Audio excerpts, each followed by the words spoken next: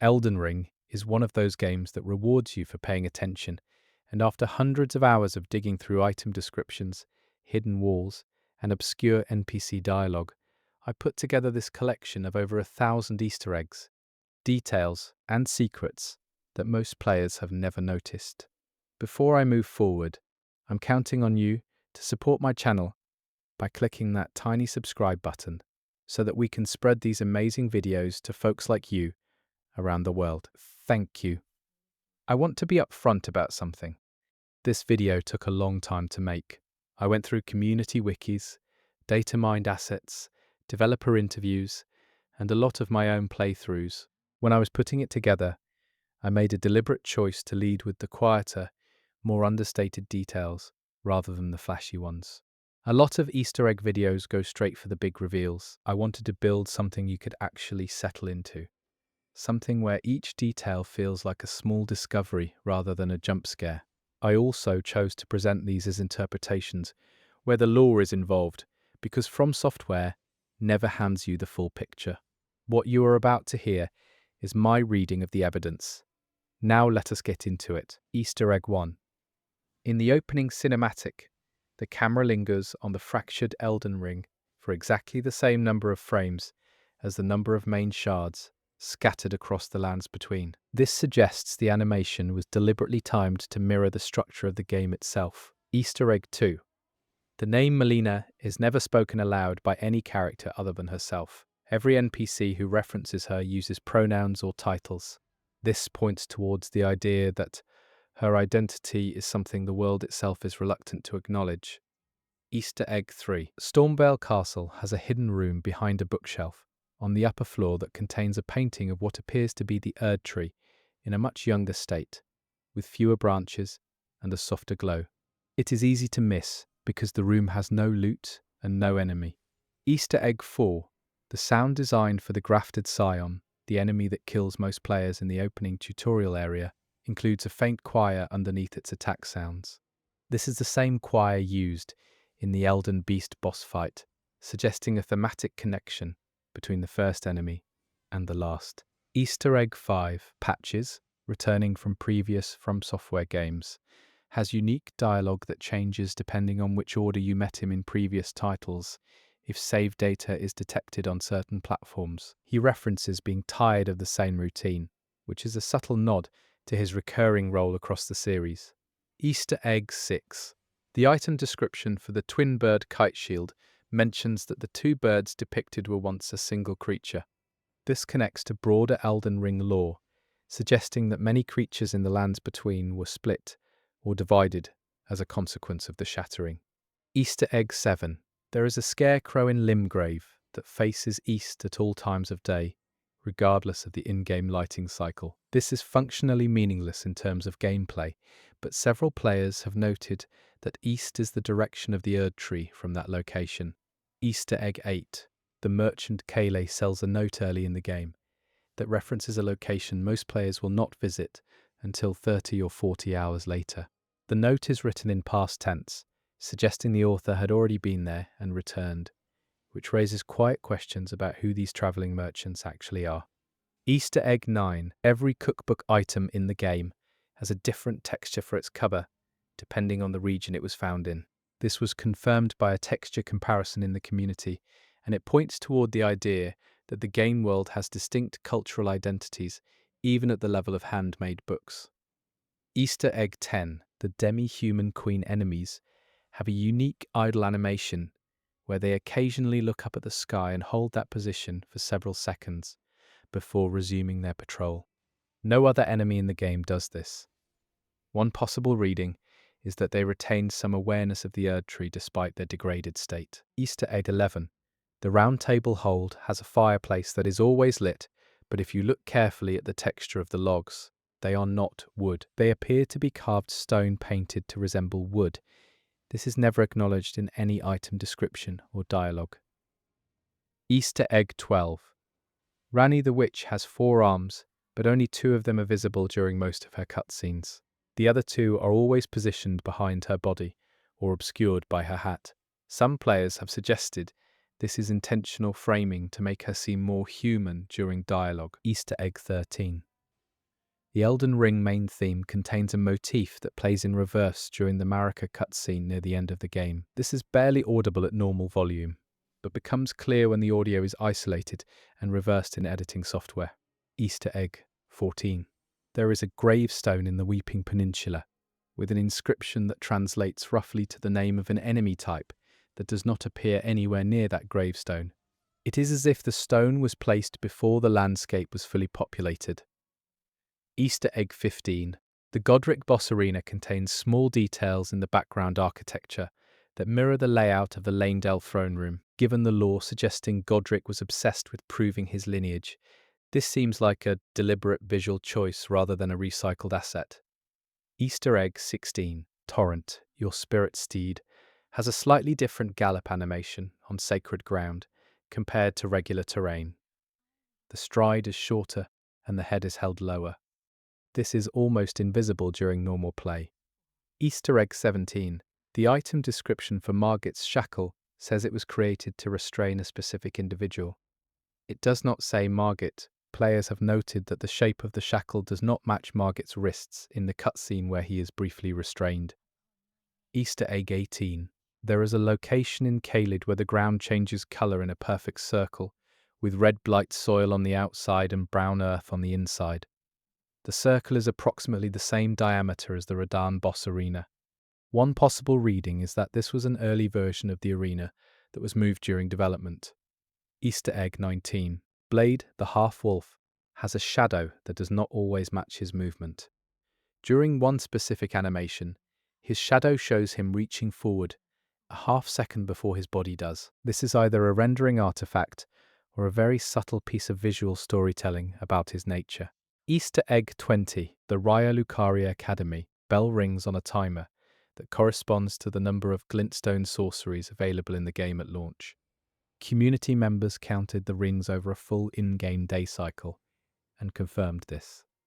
Easter egg 21. The name of every site of grace in Limgrave contains a word that also appears in the name of a site of grace in the mountaintops of the Giants, on the opposite end of the map. This has been documented in a spreadsheet by the community and appears too consistent to be coincidence. Easter egg 22. Roderica's dialogue changes very slightly after you help her advance as a spirit tuner. In the original version, she refers to herself as someone who was always meant to leave.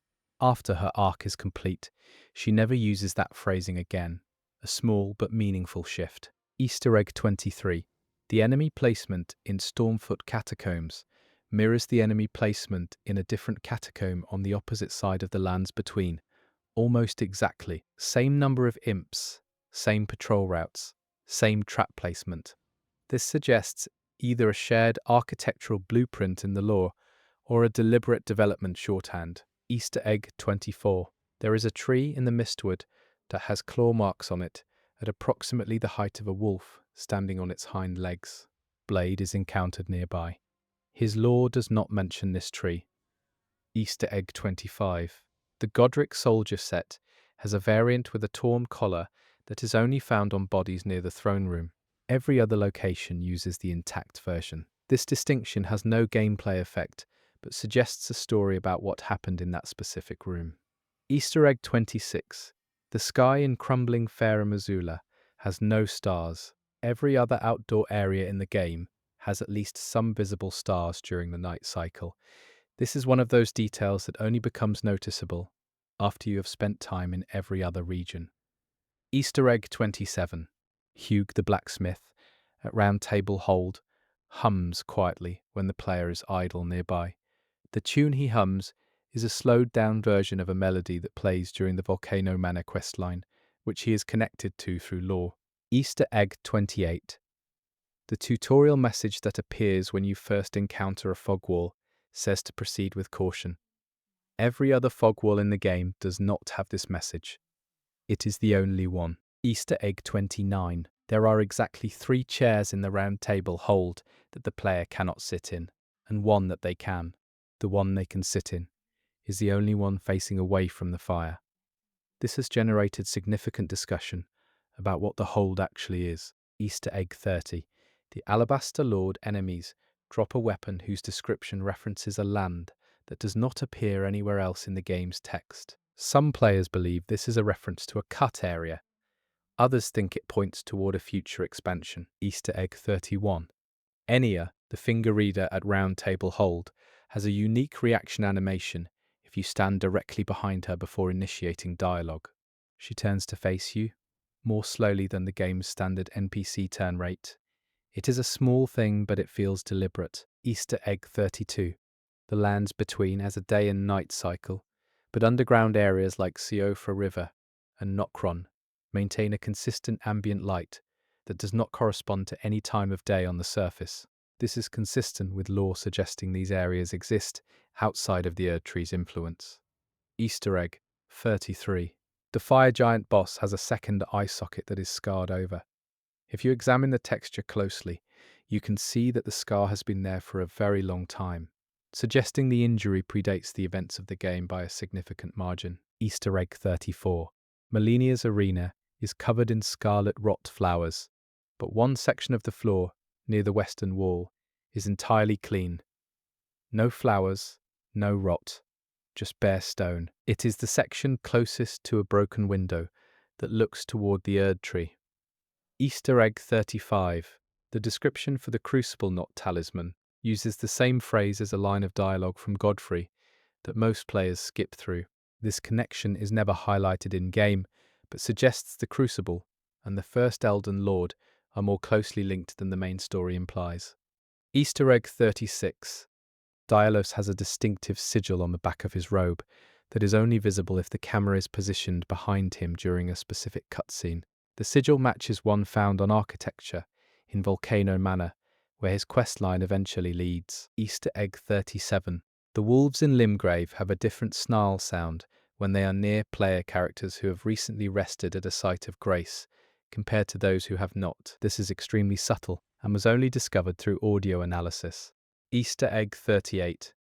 There is a broken column near the entrance of Stormvale that, when the lighting is right at a certain time of day, casts a shadow shaped like the Erd Tree.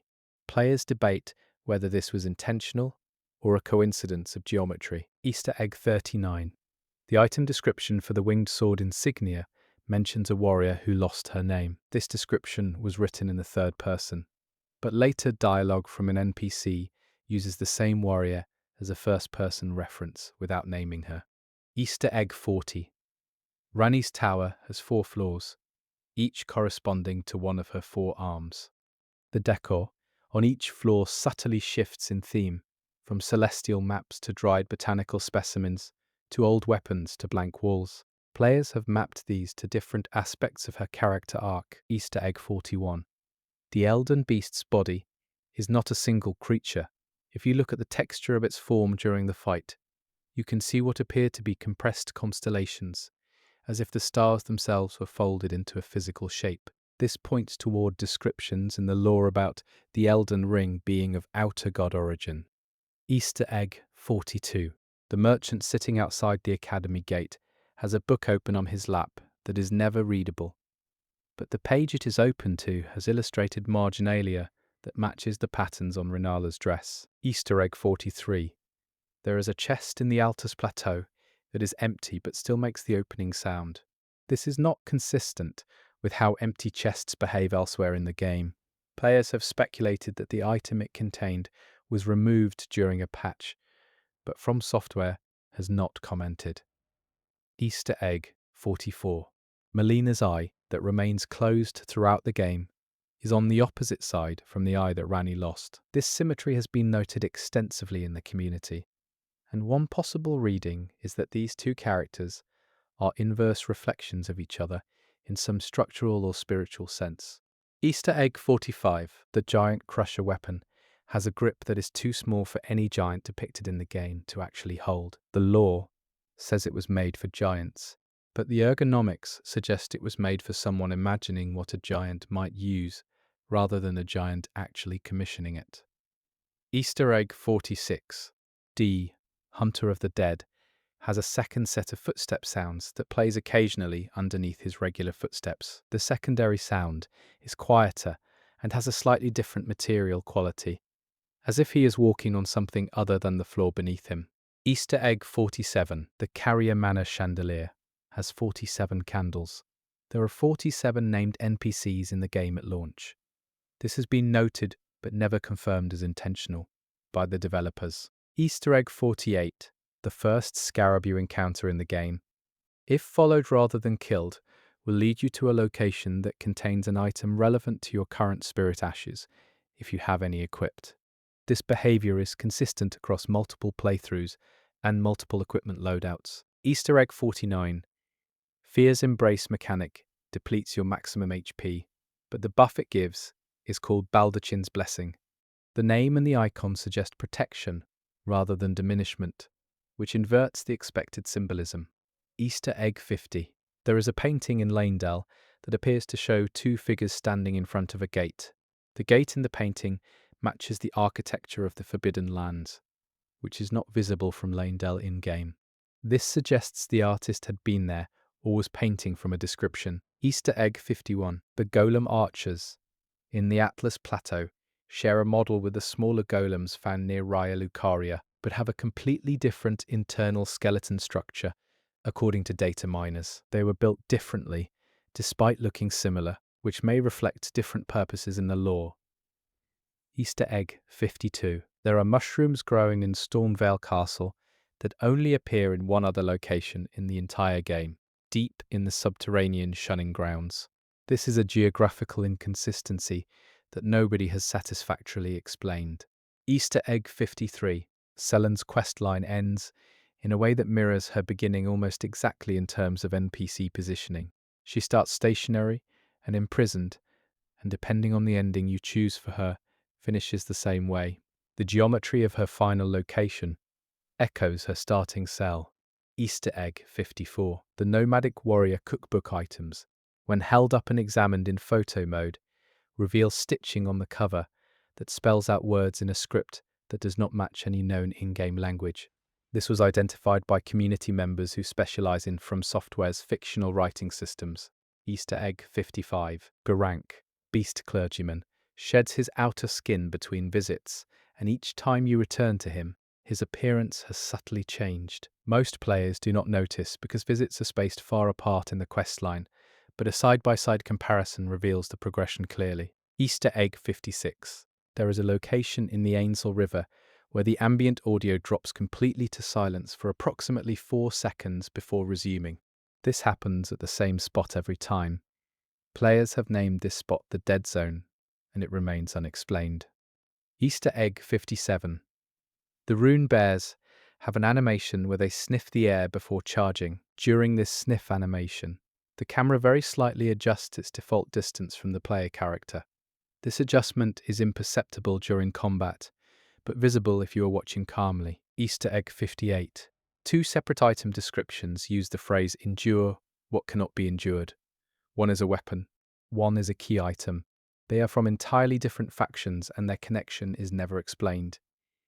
Easter egg 59. The Tarnished's default starting equipment varies slightly depending on which class you choose, which is expected. What is not commonly known is that the starter armor for the Wretch class has a different die code than the worn or tattered armors you find in the world, meaning it was made dirty rather than becoming dirty over time.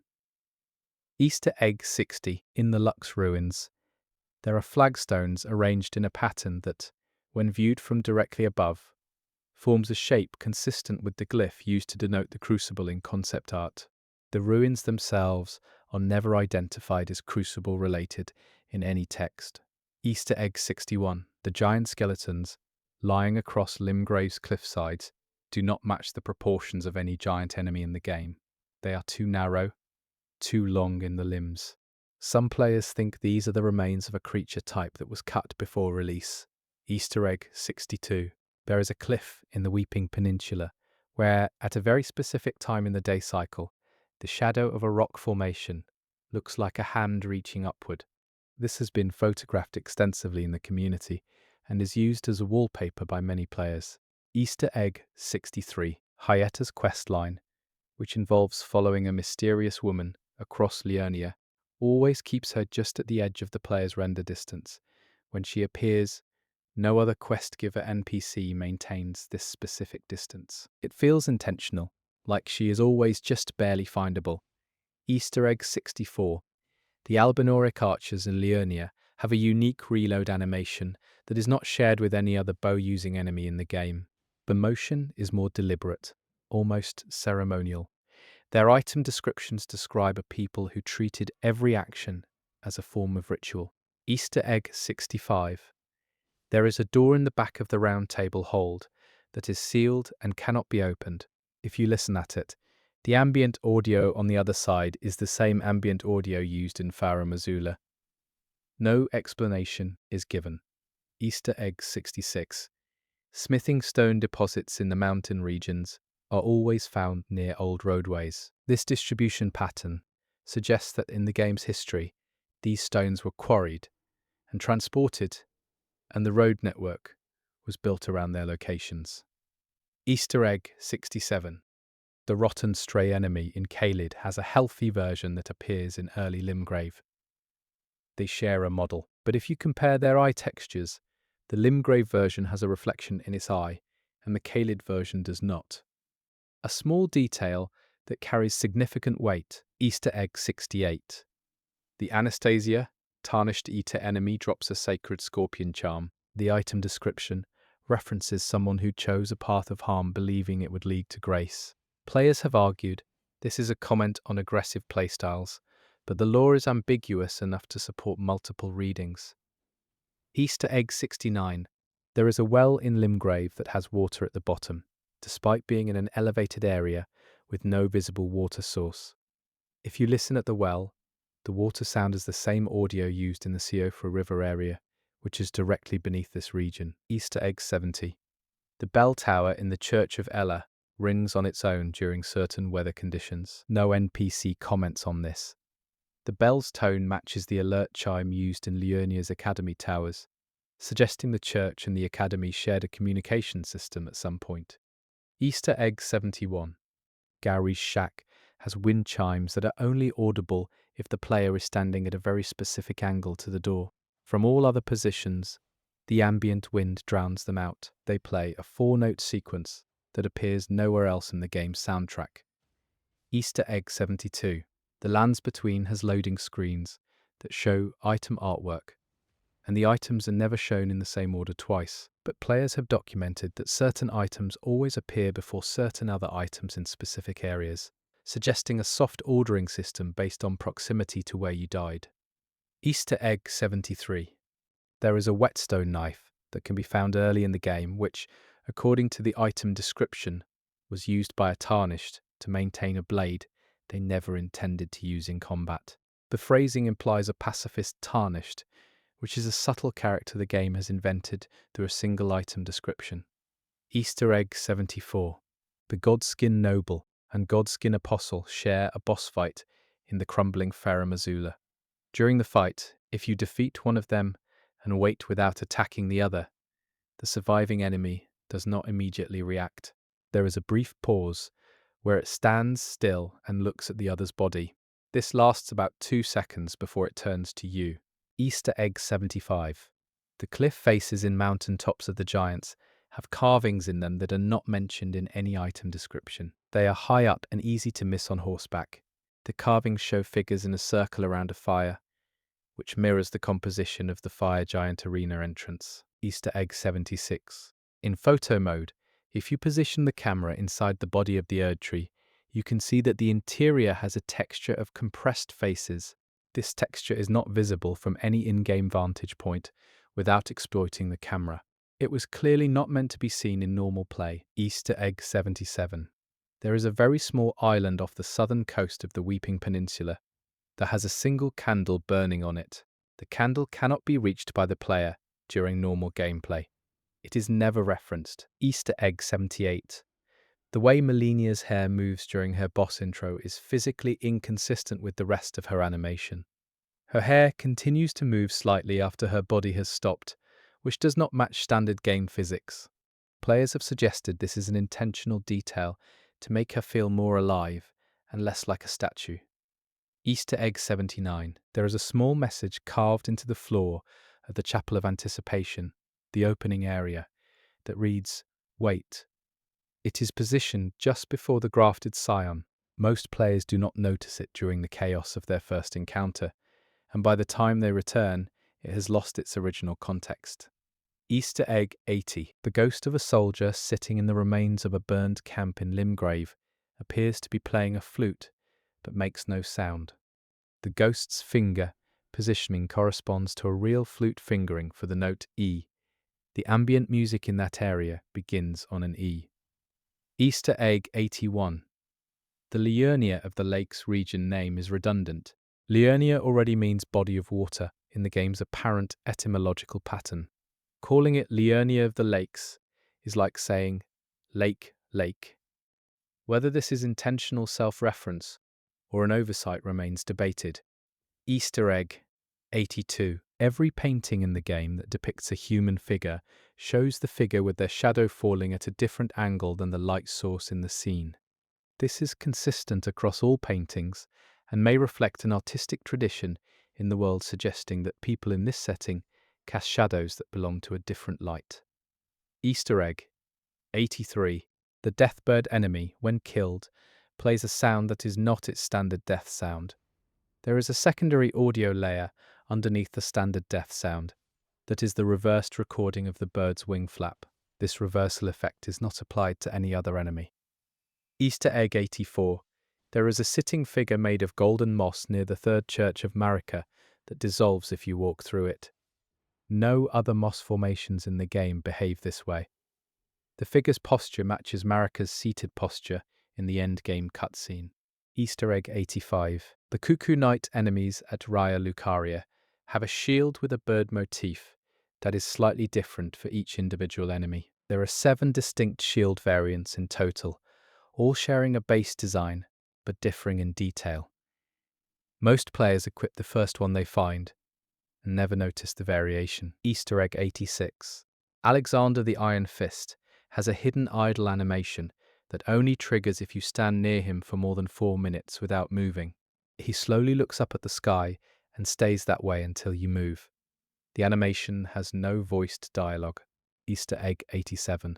The rune arc item description uses the word grace in a way that is grammatically inconsistent with every other use of the word in the game. Every other instance treats grace as a noun.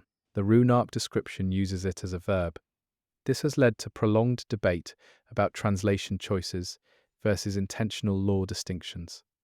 Easter egg 88. In Nokron, Eternal City, there are chandeliers made of bones. If you look at the structure of the bones, they form constellations that appear elsewhere in the game as ceiling decorations in Raya Lucaria. The 2 locations share a celestial motif that their item descriptions do not explain. Easter egg 89. There is an invisible wall in Limgrave that is not blocking a hidden room or a path. It is in the middle of an open field. Walking into it does nothing other than stopping you. It is not referenced anywhere, and no secret is located behind it. It is just there. Easter egg 90. The giant Miranda flower enemies have a secondary attack animation that they almost never use in combat. It was discovered through frame-by-frame analysis. The animation shows the flower bending toward the player, slowly, as if trying to smell them. It lasts for 3 seconds and then transitions to the standard attack. Easter egg 91. Bok the Seamster has different button placement on his costume, depending on how far along his quest line you are. Early in the quest, he has 1 button undone. Later, he has 2. By the end of his arc, all buttons are fastened. This was not documented in any developer note and appears to be a handcrafted detail. Easter egg 92. The frost that coats surfaces and mountaintops of the giants has a directional pattern suggesting the wind predominantly comes from the northwest. All environmental details, including dead trees and snowdrifts, are consistent with this. The fire giant, however, always faces south. Easter egg 93. Every NPC grave you can find in the game contains an item that references the cause of that NPC's death, if you read the item description carefully. This is not always obvious. Irina's grave contains a letter that uses the same phrasing as the description of the blade her killer carried. Easter egg 94. The prawns, the crustacean enemies found in coastal areas, have an idle animation where they periodically wave one claw in the air. This wave matches the gesture of the merchant NPCs when they acknowledge you from a distance. It is probably coincidence. Probably. Easter egg 95. There is a room in Raya Lucaria full of students who have turned themselves to stone in a posture of study. If you examine each one, you will find that none of them are studying the same text. There are 7 distinct textures on the books. Most players only notice a room full of stone students. Easter egg 96. The abandoned cave in Caelid has a name that does not match its function. The cave is not abandoned.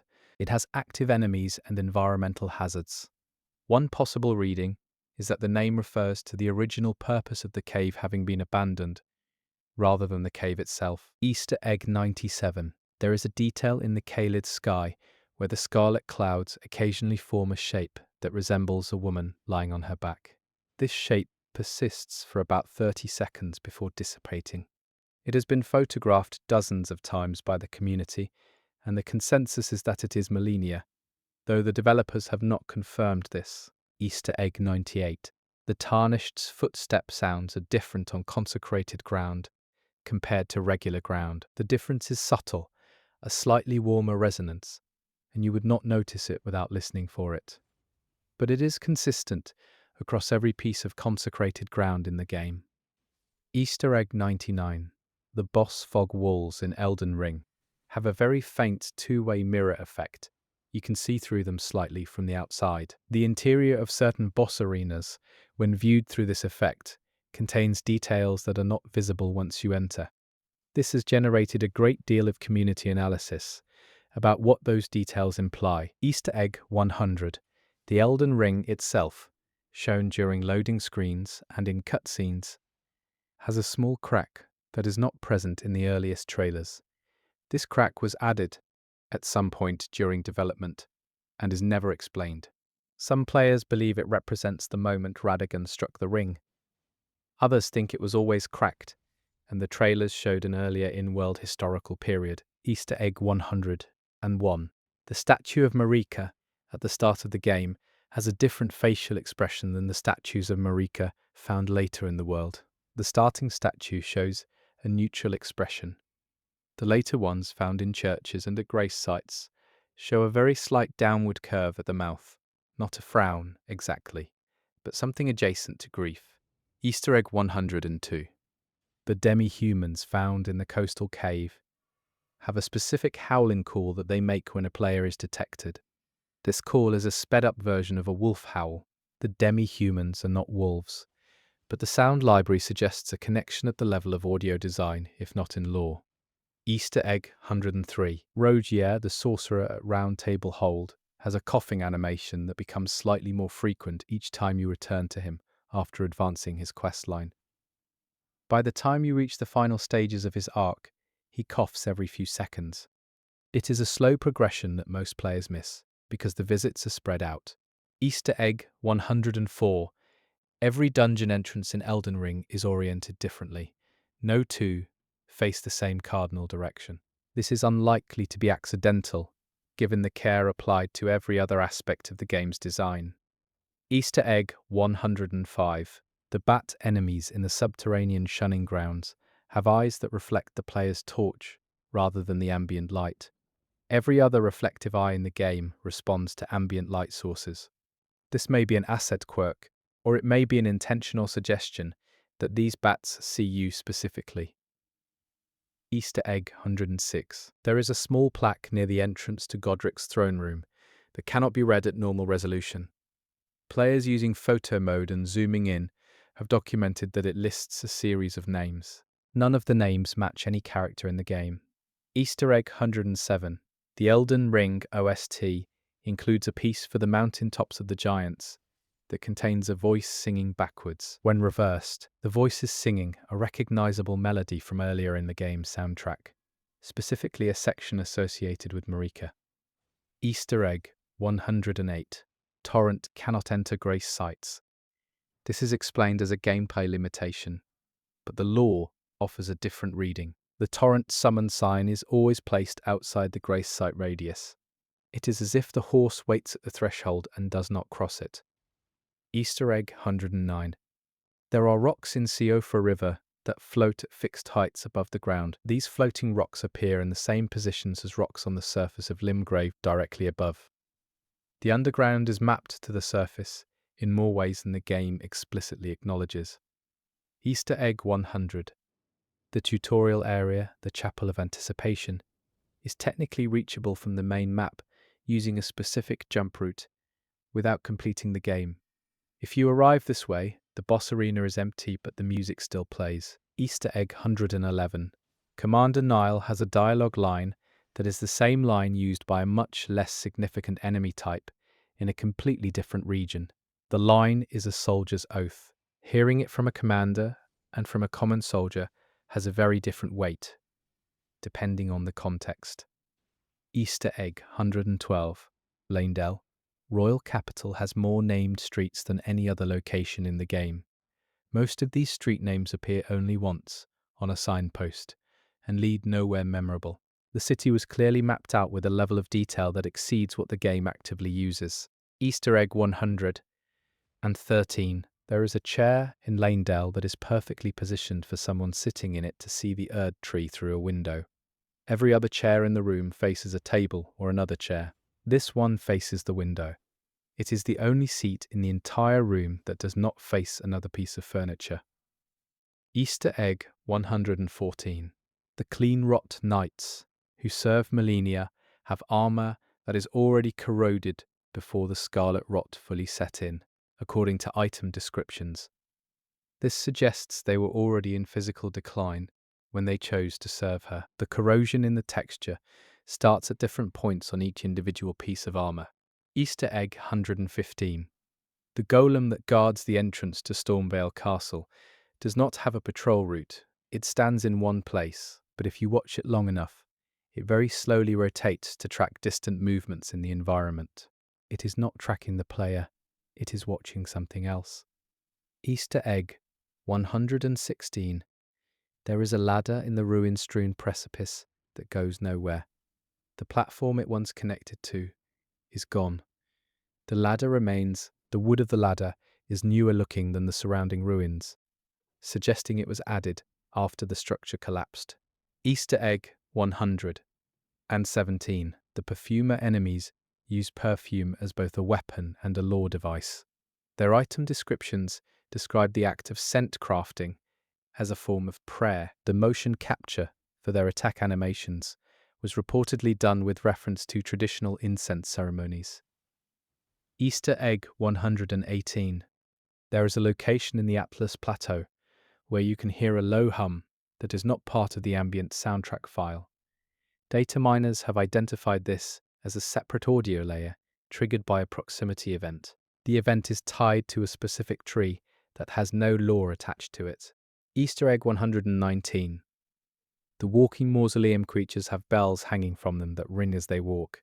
Each bell has a unique tone. If you isolate the tones from the different mausoleums across the game, they form a chord that music theorists in the community have identified as the same chord used in the opening notes of the main theme. Easter egg 120. Fia, the deathbed companion, has a breathing animation that is always slightly out of sync with her speech. Players disagree about whether this is a technical imperfection or an intentional suggestion that she is not entirely present during her conversations with you. Easter egg 121. There is a cave near Volcano Manor where the walls are covered in handprints made of ash. The handprints are all right hands. There are no left hands among them. No item description or NPC references this location. Easter egg 122. The Gelmir hero's grave contains a chariot trap that uses a specific oil lantern design that appears nowhere else in the game. The lantern casts a light that is fractionally more blue than all other lantern light in the game. Blue light in this world is consistently associated with the Crucible in the game's art direction. Easter egg 123. Stargazer ruins contain a telescope that faces southwest. If you follow the line of sight from the telescope to the southwest, it would be pointed directly at the Altus Plateau. The ruins are in the mountain tops of the giants. Someone in those ruins was watching the plateau. Easter egg 124. The Raya Lucaria scholars, who have been transformed into sorcery constructs, still carry their original books. The books are too small for the constructs to actually read, but they still carry them. Easter egg 125. There is an altar in Liurnia that has candle wax dripped on it in a pattern that matches the circuit board design of the glintstone crown headpiece. Whether this was assembled through lore coherence or as a happy coincidence in the art assets has not been confirmed. Easter egg 126. The abandoned merchant in Siofra River mutters to himself continuously. But his muttering is not random. Players who have listened carefully have documented that he cycles through the same sequence of phrases, never varying. It is as if he is reciting something from memory. The phrases assembled in order form something close to a prayer. Easter egg 127. There is a body near the Church of Dragon Communion, holding a note that was clearly written to a different person from the one holding it. The name at the top of the note does not match any named character in the game. The body holding it is wearing armor of a completely different faction than the note's origin would suggest. Easter egg 128. The church bells across the lands between do not ring at the same time. If you are at a high point where you can hear multiple bells, you will notice they are slightly offset from each other. This is consistent with how real bell networks worked before synchronized timekeeping. Easter egg 129. There is a sleeping guard in Stormvale who is not dead and cannot be killed. He is simply asleep. His breathing animation includes a very brief smile at irregular intervals. He is the only enemy in the game with a smile. Easter egg 130. The rotten Colosseum in Caelid is named for its current state, not its original purpose. If you look at the remaining intact sections of the architecture, it was once a standard arena. The rot came later. The name acknowledges the rot as the primary identity now, which says something quiet about how this world records history. Easter egg 131. Kenneth Haight, the NPC who claims to be of noble lineage, has a laugh animation that does not match any other NPC laugh in the game. His laugh involves a very slight bow of the head, which is consistent with a specific form of aristocratic politeness. Every other NPC who laughs throws their head back. Easter egg 132. There are flowers in the halig tree that bloom in a specific direction relative to the player's approach. Other flowers in the game are static. These rotate slowly on a horizontal axis. The rotation speed is constant, regardless of what angle you approach from. Easter egg 133. The Divine Towers each have a unique ambient wind sound.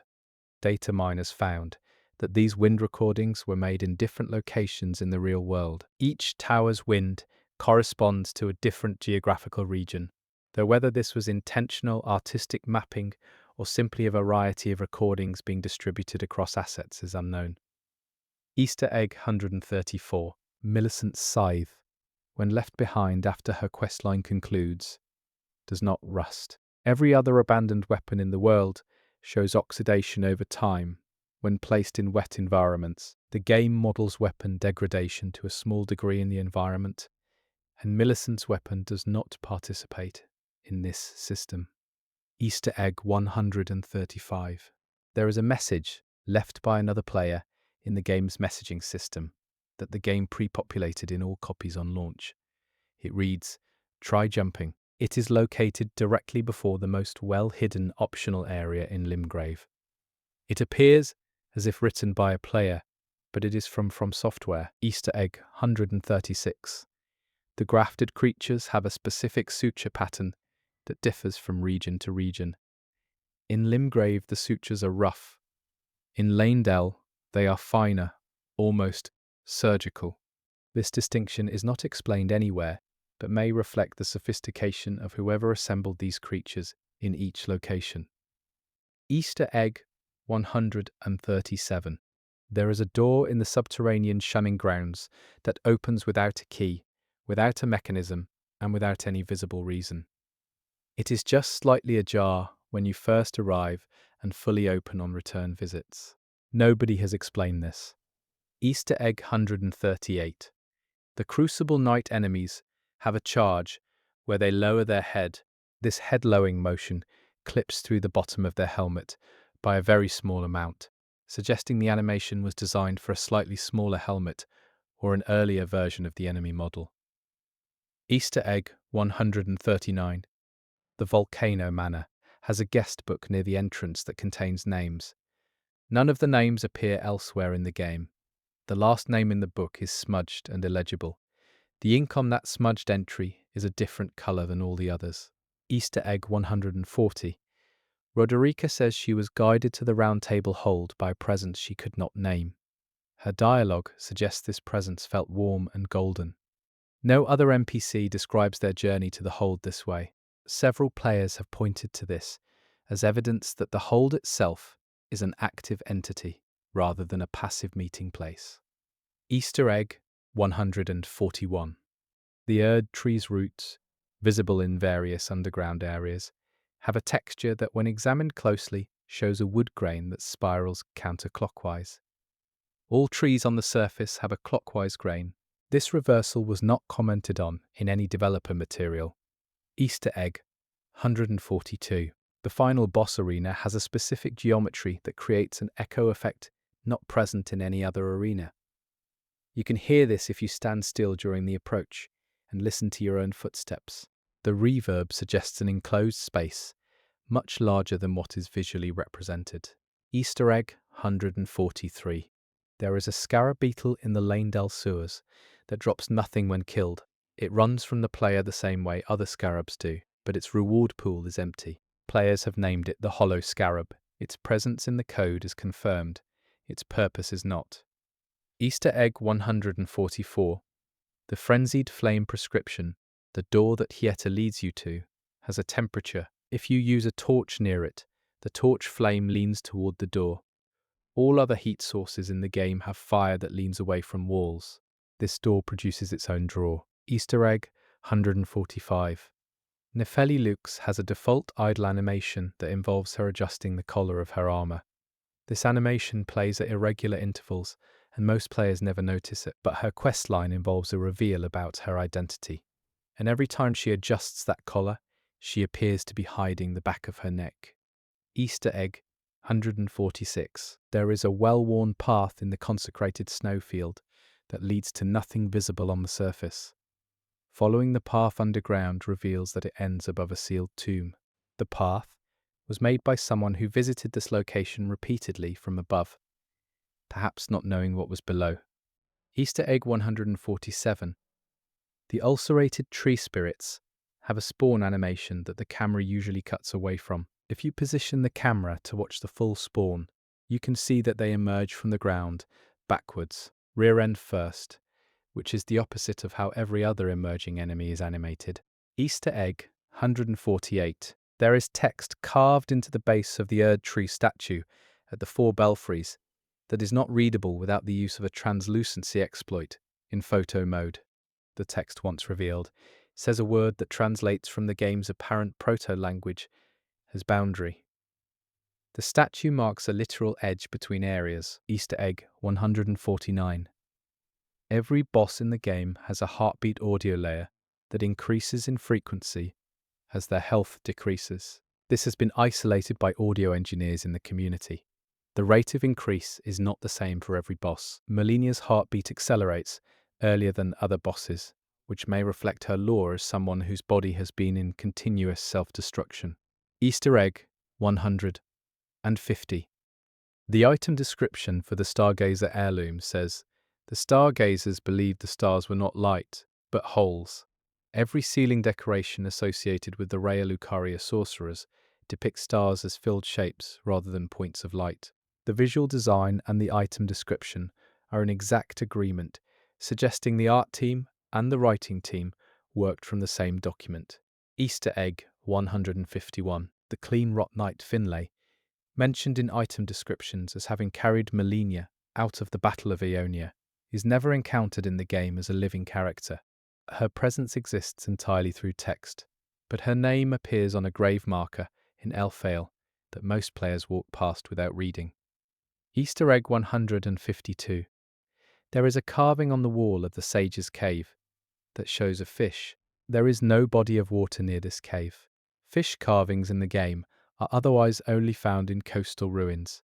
This carving suggests either the cave once had water, or whoever made it travelled a long way.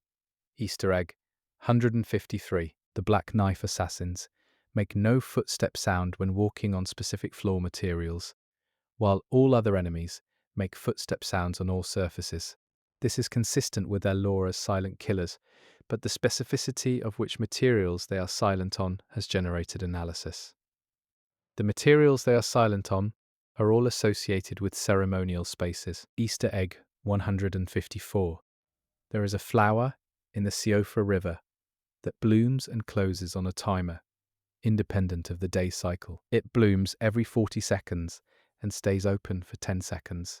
No other flora in the game has an animated open-close cycle. It is the only living flower in an area that is otherwise entirely lit by artificial starlight.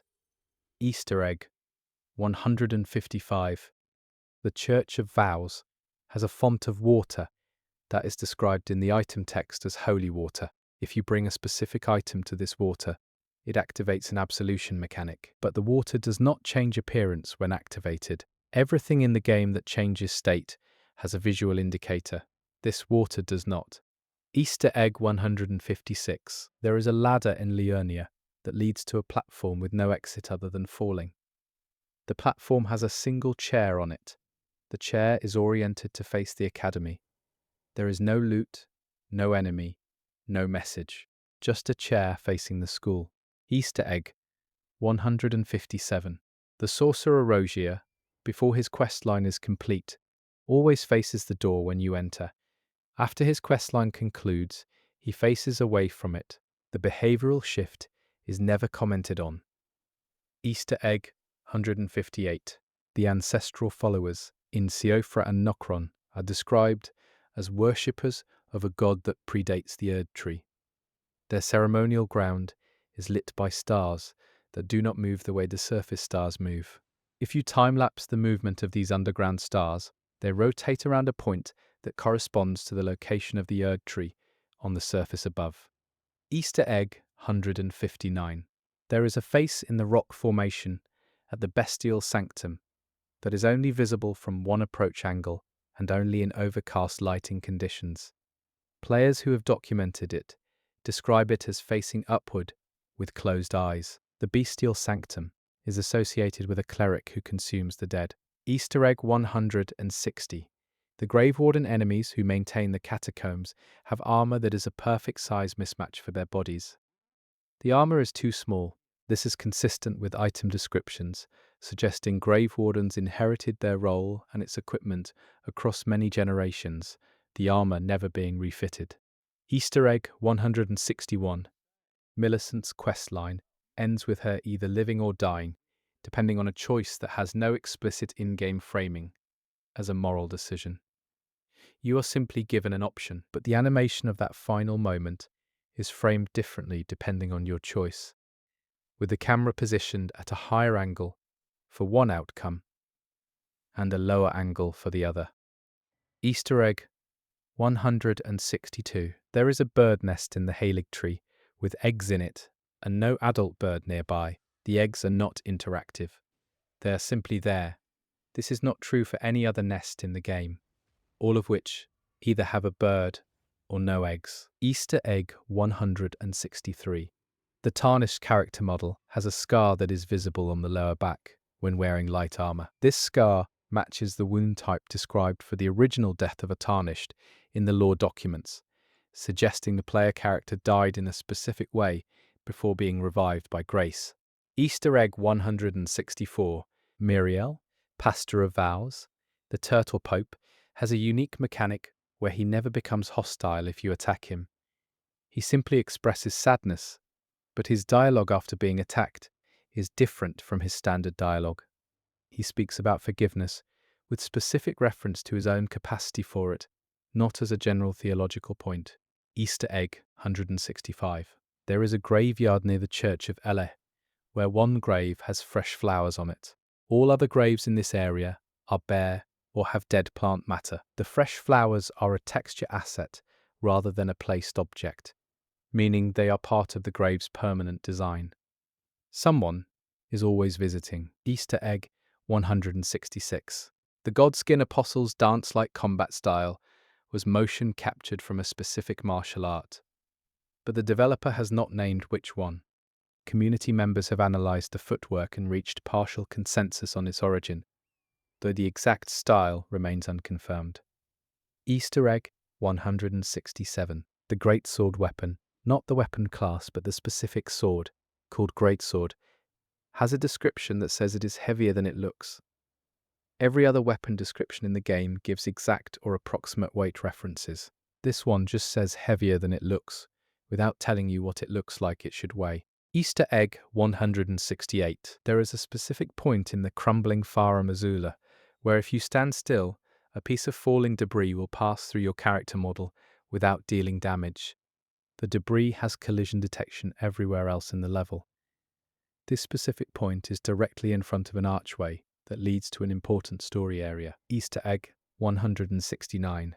The frenzied flame NPCs in the subterranean shunning grounds are always found in pairs except one, who is alone near the entrance. This lone figure has slightly different body proportions than the others and has been the subject of extended lore speculation. Easter egg 170. Hieta eats fingers. This is presented without excessive drama in the game, but if you count how many times she asks you for a finger versus how many you give her, there is always one unaccounted for. She is always eating one more than you provided. Easter egg 171. The silver tear mask item description says wearing it makes you feel heavy, as if carrying someone else's weight. This is a direct lore reference to the silver tear's nature as mimics, but it is the only item in the game that describes a physical sensation of wearing it rather than describing its appearance or origin. Easter egg 172. There are horse tracks in the snow of the consecrated snowfield that lead to a cliff edge and stop. The tracks do not turn. They do not indicate a fall. They simply end at the edge. Easter egg 173. Godric's grafted hand throne has finger bones that are different sizes, reflecting the many body types grafted together. But among them there is one hand that is significantly smaller than all others, including smaller than a standard human child's hand. This detail is not referenced anywhere. Easter egg 174. The pots in Elden Ring, used as item containers throughout the world, have a consistent clay composition in their texture, except in Liurnia, where the pots have a slightly different mineral content visible in their texture color. Liurnia's pots were made with lake clay, according to no item description. You just have to notice the color. Easter egg 175. The three fingers, encountered in the subterranean shunning grounds, have a reach that extends beyond their visible model. Players have documented hits from the three fingers at distances where the fingers are clearly not touching the player character. This may be a gameplay design choice, or it may reflect the idea that their influence is not entirely physical. Easter egg 176. There is a bloodstain on the floor of the Round Table Hold that appears only after you complete a specific NPC questline. It was not there before. It is never commented on and is positioned beneath the space where the NPC used to stand. Easter egg 177. Gideon Ofnir, the all-knowing, has a bookshelf that changes between visits. Books are added and removed. Players who photographed the shelf at every visit documented that the books follow a specific sequence, with volumes from the same subject grouping appearing together in clusters that shift position over time. He is actually organizing his research. Easter egg 178. The Lich Dragon Fortissax fight takes place in a memory, and the ground of the arena is a battlefield. If you examine the bodies on the ground, some of them are wearing armor from factions that would not have fought in the same battle according to the timeline. One possible reading is that this is not a memory of a real battle, but a memory of all battles, compressed together. Easter egg 179. There is a door in the Academy of Raya Lucaria that cannot be opened from the inside, only from the outside. No mechanism is visible. From the outside, the door has a handle. From the inside, it does not. This is architecturally consistent with a door designed to let people in, but not out. Easter egg 180. The map fragment items, when fully assembled in the inventory, show details that are not visible when the map is opened. There are small illustrated annotations in the corner of each fragment that disappear when the fragment is integrated into the full map. These annotations show things like weather patterns and seasonal notes. They are only visible during the brief display of the raw fragment. Easter egg 181. The Erd Tree Burial watchdogs have an idle animation in which they occasionally shake, as if cold. The areas where these watchdogs are found have no temperature variation, according to the game's systems. They do not shake because of cold. The animation exists without environmental justification. Easter egg 182.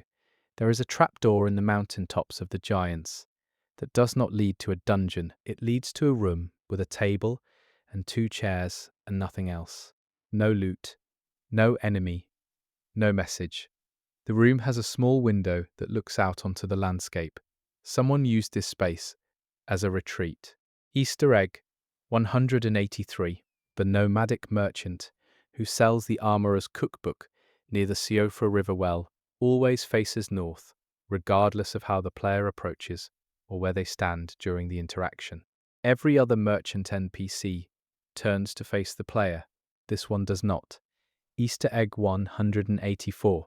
There is a body in the Carrion study hall in the inverted version of the tower that holds a note. The note is addressed to a student and contains only the sentence "keep going." The note is positioned at the halfway point of the tower. Someone placed it there while the tower was still upright, before the inversion. Easter egg 185. The spell Erd Tree Heal creates a pillar of golden light. If you cast it in every region of the game and compare the color temperature of the light, it is noticeably cooler in Caelid and noticeably warmer in Leyndell. The spell is responding to the ambient light of its environment, rather than maintaining a fixed color, which most spells do not do. Easter egg 186. There is a moth in the Siofra River area. Just one. It is not interactive, not part of a quest, and not referenced in item descriptions. It flies in a pattern around one of the offering fires. Moths in the Elden Ring art direction are associated with death and transformation. The fire it circles has no lore attached to it. Easter egg 187. The entrance to the Halig tree has a keyhole on the back of the door, as well as the front. Most players only see the front when they enter. The back keyhole is a different design from the front, suggesting the door was intended to be unlocked from both directions at different points in history. Easter egg 188. The knight's cavalry enemies vanish at sunrise. If you follow one as it vanishes, it does not simply disappear, it moves to a specific point, slows down, and fades. That point is always adjacent to a grace site. It is as if they are returning to rest there. Easter egg 189. There is a specific body of water in Liurnia where the reflection of the sky is different from the actual sky above. The sky above has clouds. The reflection shows a clear sky. This has been photographed and confirmed as a persistent discrepancy, not a lighting artifact. Easter egg 190. The magma worm enemies have a unique sound that plays when they turn. It is described by audio analysts as a combination of stone grinding and a very low bass tone that corresponds to the frequency known to cause unease in human listeners. Whether this was deliberate is unknown, but the effect is consistent. Easter egg 191. The wandering nobles, the weak enemies found throughout early areas, have an idle gesture where they occasionally bow their heads. The direction they bow toward is always toward the nearest grace site, regardless of their facing direction. This is something that requires a map overlay to confirm, and was documented by a cartographically inclined community member. Easter egg 192. There are scratches on the floor of the Volcano Manor dining room that suggest furniture was moved. The scratch marks lead to where a large table now stands, suggesting the table was pushed from the side of the room to the center at some point. The manor's current inhabitants appear unconcerned with the original arrangement. Easter egg 193. The frost giant Miranda flowers have a completely unique audio profile compared to the standard Miranda flowers. They are not just the standard flower sound with a frost filter applied, they are recorded separately. The difference is subtle, but data miners confirmed they occupy separate entries in the audio library. Easter egg 194. Shabriri, the mad prophet, has eyes that reflect light differently, from left to right. His left eye reflects normally. His right eye, which is visibly damaged, reflects no light at all. Most enemy and NPC eyes have either reflective or non-reflective properties, applied uniformly. His eyes are treated individually. Easter egg 195. There is a giant footprint in the dried mud of the Altus Plateau, near the Grand Lift of Dectus. The print is too large to belong to any enemy currently in the area. The nearest enemy type large enough to make that print is the giant found much further north. Either the giant wandered further south than the game places them, or something else made that print. Easter egg 196. The bell bearings you collect and give to the twin maiden husks cause the husks' dialogue to change. Most players notice the new items available. Fewer players notice that the husks speak slightly more warmly after each bell bearing is given. Their phrasing becomes less formal over time. They are, in some minimal way, warming up to you. Easter egg 197. There is an overhead beam in the Liurnia town ruins that has a hanging plant growing on it. This plant is not present in any other ruin in the region. The plant type is not identifiable as any plant shown in the game's other botanical details. It appears to be a decorative asset that was placed once and never reused. Easter egg 198. The character creation screen in Elden Ring has a mirror behind the player character. If you rotate the character during creation, the mirror reflection is slightly delayed, creating a half-second offset. This mirror delay does not occur during gameplay, it only exists in character creation. Easter egg 199. Melania says you stand before a true goddess.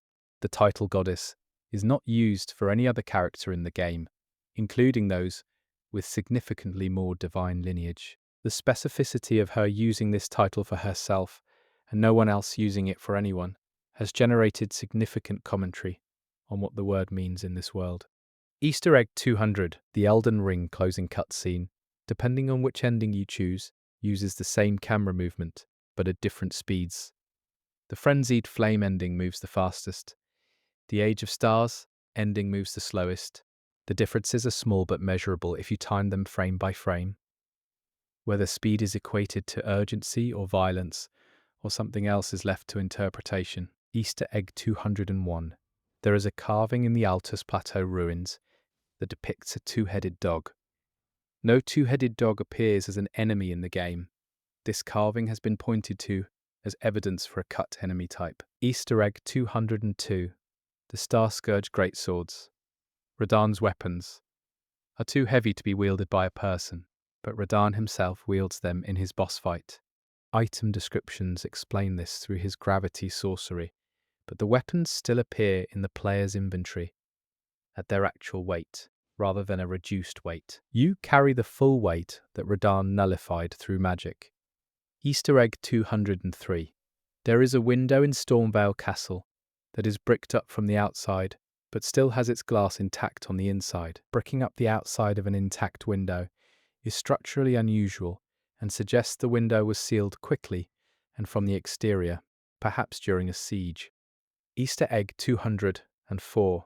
The Crystallians have a unique death animation where they shatter outward.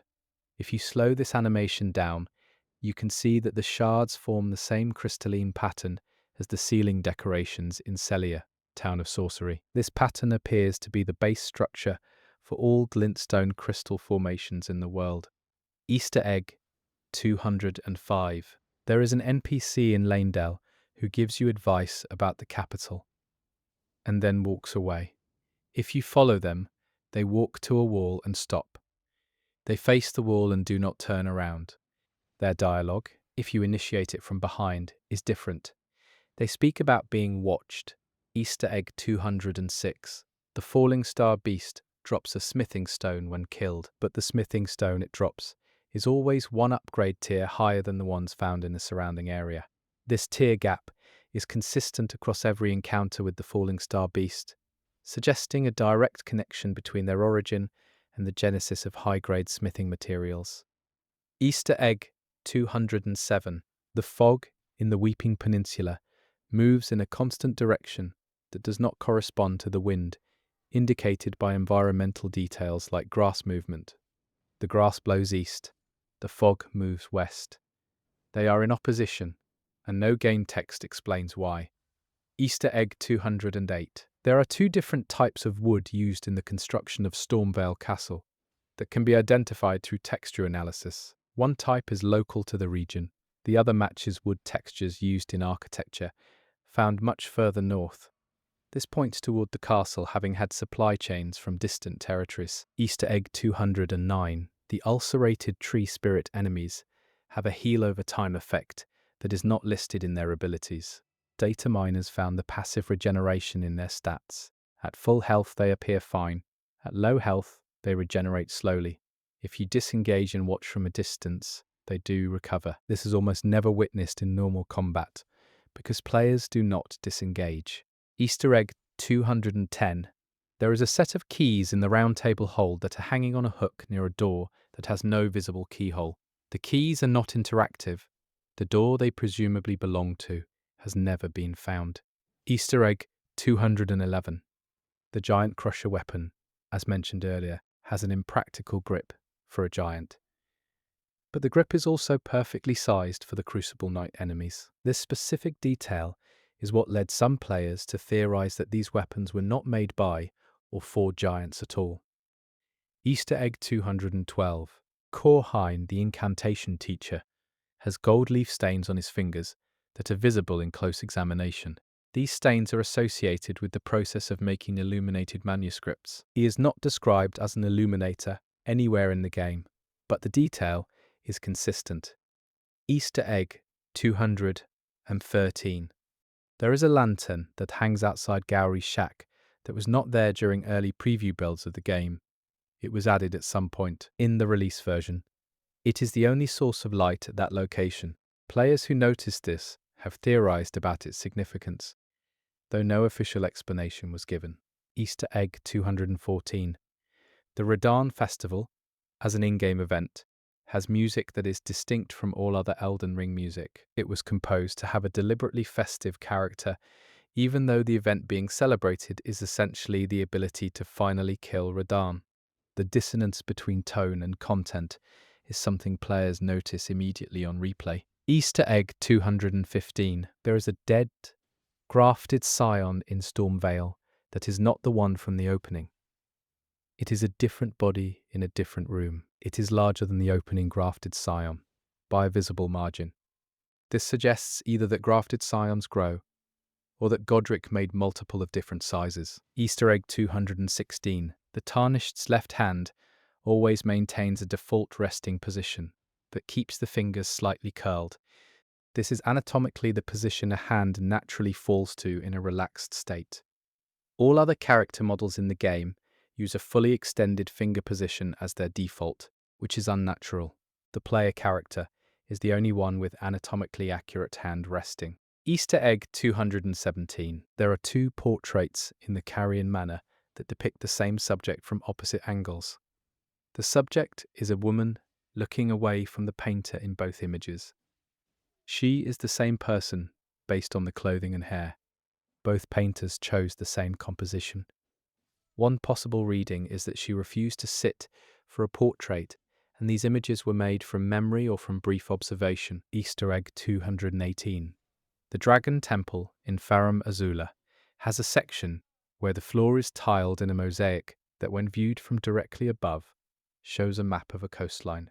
The coastline matches no current landmass in the game. It may match a coast from before the shattering changed the geography. Easter egg 219.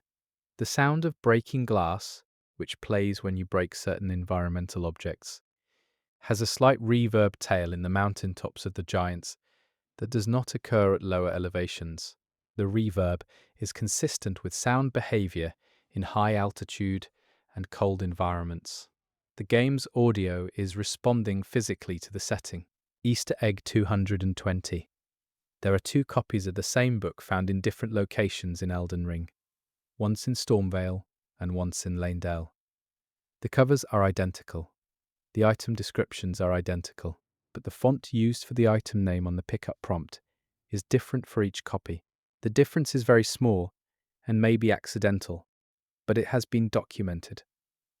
Easter egg 221. The ruin's greatsword has a piece of masonry still attached to it. The masonry texture matches the ruin's architecture of the Altus Plateau, not the area where the sword is most commonly found. Wherever the sword originally came from, it was not nearby when a player first picks it up. Easter egg 222. There is a figure made of stacked stones near the Erd tree in Limgrave. These stone cairns are traditionally made by travellers as markers. The cairn in Limgrave is the only one in the game world. Nobody knows who made it or when. Easter egg 223. The giant skeletons across the lands between that players can examine are always positioned with their faces toward the earth. In burial traditions across real-world cultures, and in the game's own lore, facing downward is associated with disgrace. These giants were not laid to rest. They were placed. Easter egg 224. There is a scarab beetle in the consecrated snowfield that leaves a trail in the snow. Most scarabs leave no trace. This one's path, if followed on the map, forms a rough circle around a specific point in the snowfield. That point has nothing visually notable at it, but corresponds to a location that data miners found referenced in unused internal files. Easter egg 225. The lands between has a recurring motif in its architecture of arches with keystones that are slightly off-center. This is structurally unsound in real architecture, but consistent throughout the world. Whether this is a thematic choice about instability or simply a stylistic convention is not clarified anywhere. Easter egg 226. Blade's sword, the royal greatsword, has a moonlight effect that pulses. The pulse frequency is not random. It cycles once every approximately 12 seconds. The moon in Ranni's questline, the Dark Moon, completes its visual cycle across the sky in the same duration. This was confirmed by community members who timed both. Easter egg 227. There is a campfire in the Weeping Peninsula that was clearly recently active when the player arrives. The embers are still orange, and the smoke is still rising. No enemy is present. No NPC claims it. Someone left this fire burning and was gone before you got there. Easter egg 228. The Volcano Manor painting in Rykard's chamber does not show a volcano. It shows a calm sea. The sea in the painting has no identifiable coastal features. It is just a horizon of water that you can look at while standing in a chamber of lava and death. Easter egg 229. The Elden Star's incantation, described as the most ancient of incantations, creates a long projectile that curves back toward the caster if misaimed. No developer has commented on this behavior. Players have described it as either a programming quirk or a metaphor for the Elden Ring's relationship with those who pursue it. Easter egg 230. There is a tombstone outside the 4 belfries, with a symbol on it that appears nowhere else in the game. Not in architecture, not in item descriptions, not in spell effects. It is not identified in any fan-made atlas of the game's symbols. It is unique and unglossed. Easter egg 231. Commander O'Neill has dialogue that implies he has been in the swamp of Aeonia since before the rot arrived. The commander is present in a fully rot-consumed environment, but speaks about his memories of the location before the rot. This places him in Caelid across a significant span of in-world time, which raises questions about what he has been doing there. Easter egg 232. There is a room in the subterranean shunning grounds that is entirely empty but has a very specific smell described in an item found near the door. The item is a dried flower. The description says the flower was used for masking a particular kind of rot. There is no rot visible in the room. Easter egg 233. The Godskin Peeler weapon scales with multiple stats, but its item description attributes it to a specific technique rather than a lineage or faction. The technique is described as precise, but the weapon is a tearing blade. The gap between the described technique and the weapon type is never reconciled. Easter egg 234. There is a broken clock on the wall of the Round Table Hold's library. Clocks do not typically appear in Elden Ring's world design. This is the only one. It shows a time that does not match any meaningful game event that players have been able to identify. Easter egg 235. The character who sells you the spirit calling bell, Renna, appears only once and leaves before you can ask her anything meaningful. The bell she gives you is the mechanism for your entire relationship with spirit ashes throughout the game. Her departure after a single exchange has been described by many players as one of the most quietly strange moments in the opening of the game. Easter egg 236. The tree stumps in Limgrave have growth rings visible in their cross-sections. Players with botanical knowledge have noted that the ring patterns are consistent with trees that experience drought stress in alternating years. The world of Elden Ring had a climate before its current state. Easter egg 237. There is a child's toy in the Round Table Hold, in a room most players overlook. It is a wooden carved figure. The carving matches none of the character designs in the game. It is an anonymous toy in a place without children. Easter egg 238. The Finger Maiden armor, worn by Hieta and others, has a lining detail on the inside, visible only in photo mode. The lining has a geometric pattern that matches the pattern formed by the finger reader's lines when they trace the fingers in the cutscene. Whether the lining was worn as a reminder of their purpose or for another reason is not stated. Easter egg 239. The Bloodhound Knight enemies have a specific moment in their dodge animation where their foot tracks an arc that is anatomically consistent with a canine pivot rather than a human dodge. The dodge was clearly animated with non-human biomechanics in mind. Easter egg 240. There is a patch of scorched earth in Limgrave that matches the exact shape and size of the Radahn meteor seen in his boss fight intro. The patch is not near Radahn's arena. It is in a completely different region.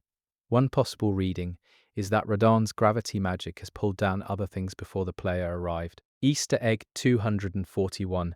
The lantern in the Siofra River area that you can use to see in the dark has a filter that makes certain distant objects more visible.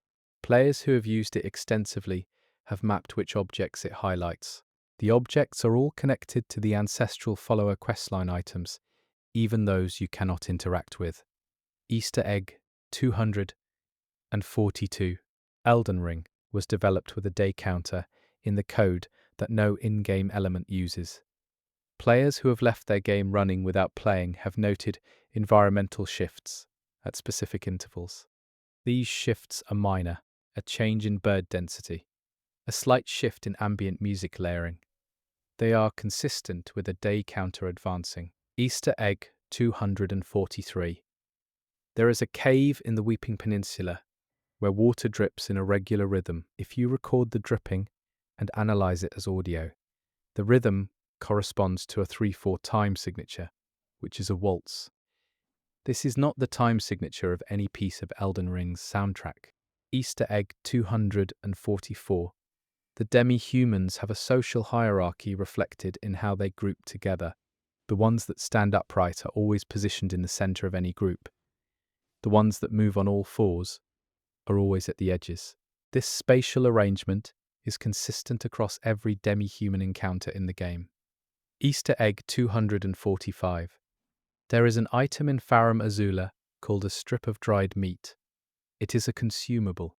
The item description says it came from an animal no longer found in the lands between. It gives a minimal HP recovery. The entire significance of the item is that it is the only food from an extinct creature in the game. Easter egg 246. The Graven Mass Talisman has a design of clustered faces that appears to be a reference to the albinoric creation process, in which many lives were condensed. But if you count the individual faces on the talisman, the number does not match any figure referenced in the albinoric lore. It is its own count. Easter egg 247. There are curtains in the Carian study hall that have a pattern on their reverse side that is different from the pattern on their face. Most players only see the face pattern during exploration. The reverse pattern, which requires repositioning the camera, is more complex. No item description explains why the curtains were made this way. Easter egg 248. The Spirit Spring jump locations, where geysers of air allow Torrent to jump higher, always have a bird circling above them. Every single one. The bird is the same species each time.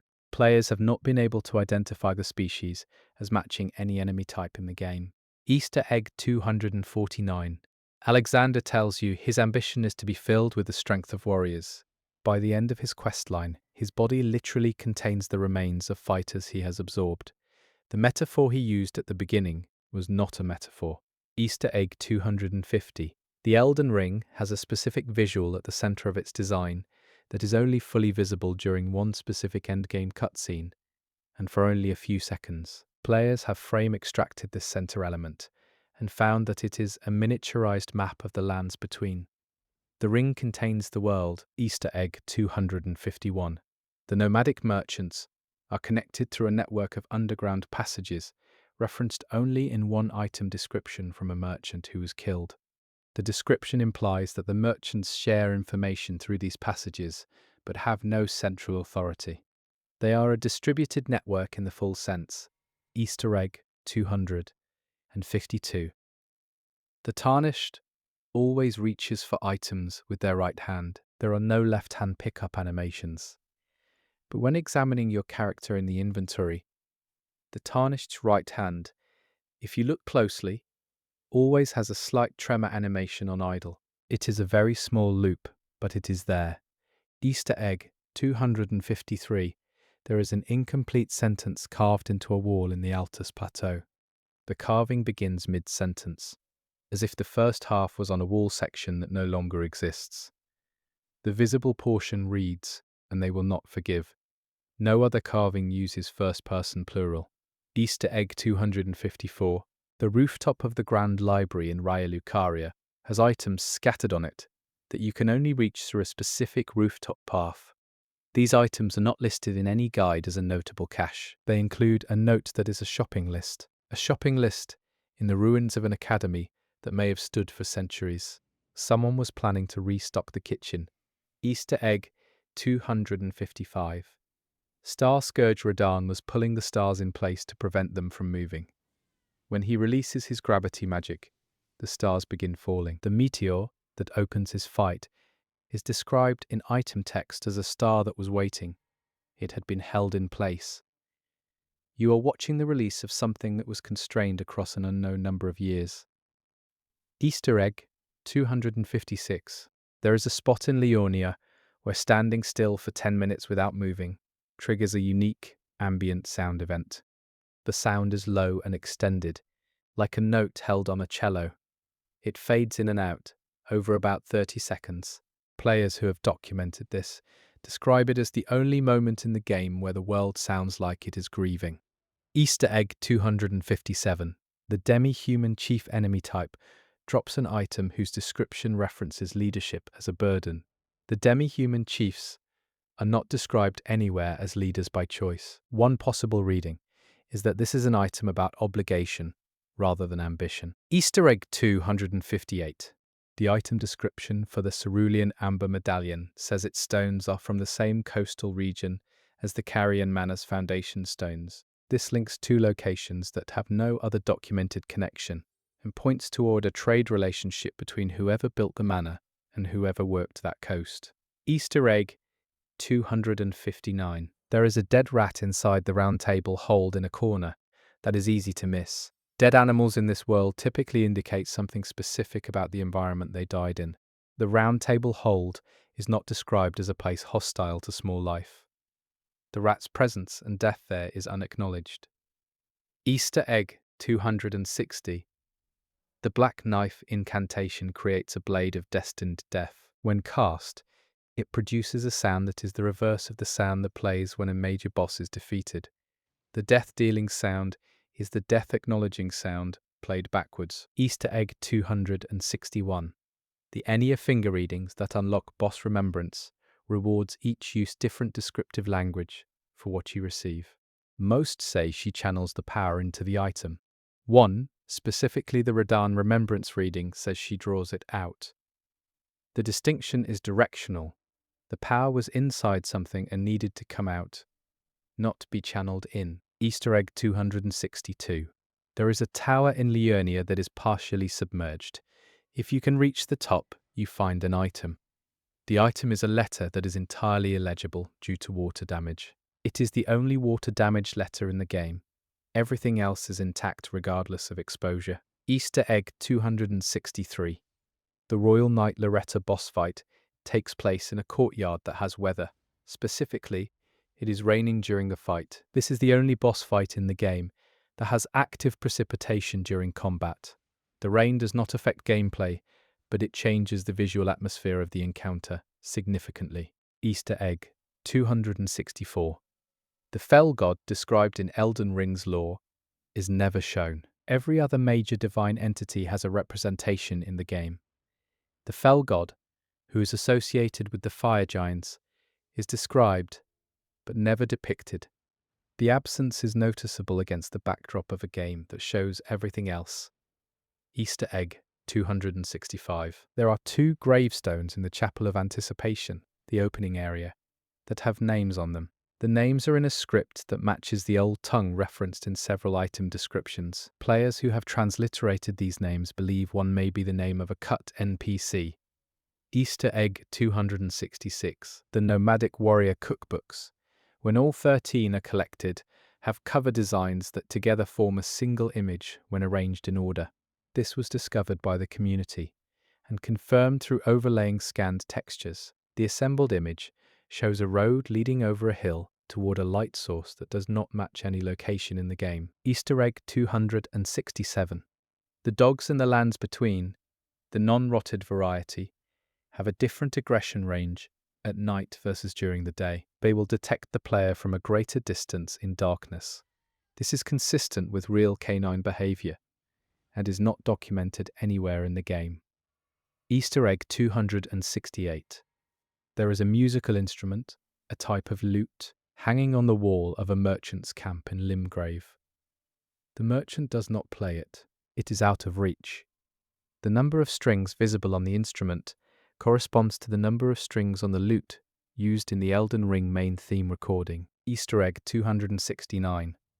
The sacred tier items used to upgrade the Crimson Tier flask always appear at the base of a statue that is facing a specific direction. The direction varies by region, but is always the direction of the nearest site of grace.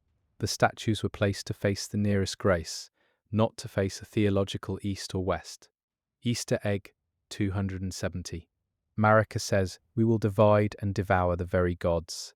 This quote is in an item description and is the most overtly aggressive divine statement in the game's lore. Every other reference to the gods is in terms of reverence or fear.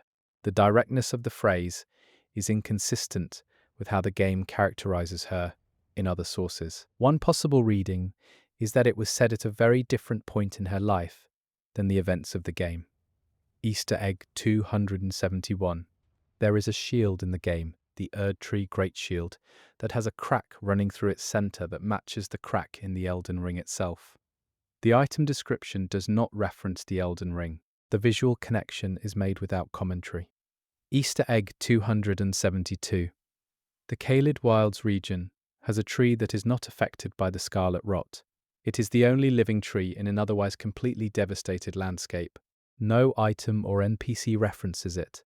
It simply stands there, healthy, surrounded by death. Easter egg 273. The Round Table Hold has a kitchen. The kitchen has used plates and a pot on a cold stove. The food on the plates is still visible as texture, but is at room temperature, indicating the meal was served some time ago, but not so long ago that it has decayed. Someone ate here recently, before you arrived. Easter egg 274. Dung Eater's questline, which involves a serial killer and a curse on all life, ends with him either dead or sealed away. In either outcome, his final expression, visible in close photo mode examination, is contentment. He got what he wanted, or is about to get it. Easter egg 275. The Carrion Retaliation Ash of War creates a spectral hand that deflects spells. The hand's design matches no known character's hand in the game. It has 6 fingers. No NPC or enemy in Elden Ring is depicted with 6 fingers, except in one piece of concept art that was not included in the shipped game. Easter egg 276. There is a room in Volcano Manor that is locked and unreachable during normal play. Data miners found that the room exists in the game's geometry and contains a table set for 2 people. One seat is positioned closer to the window. The table has flowers on it, dried now. Easter egg 277.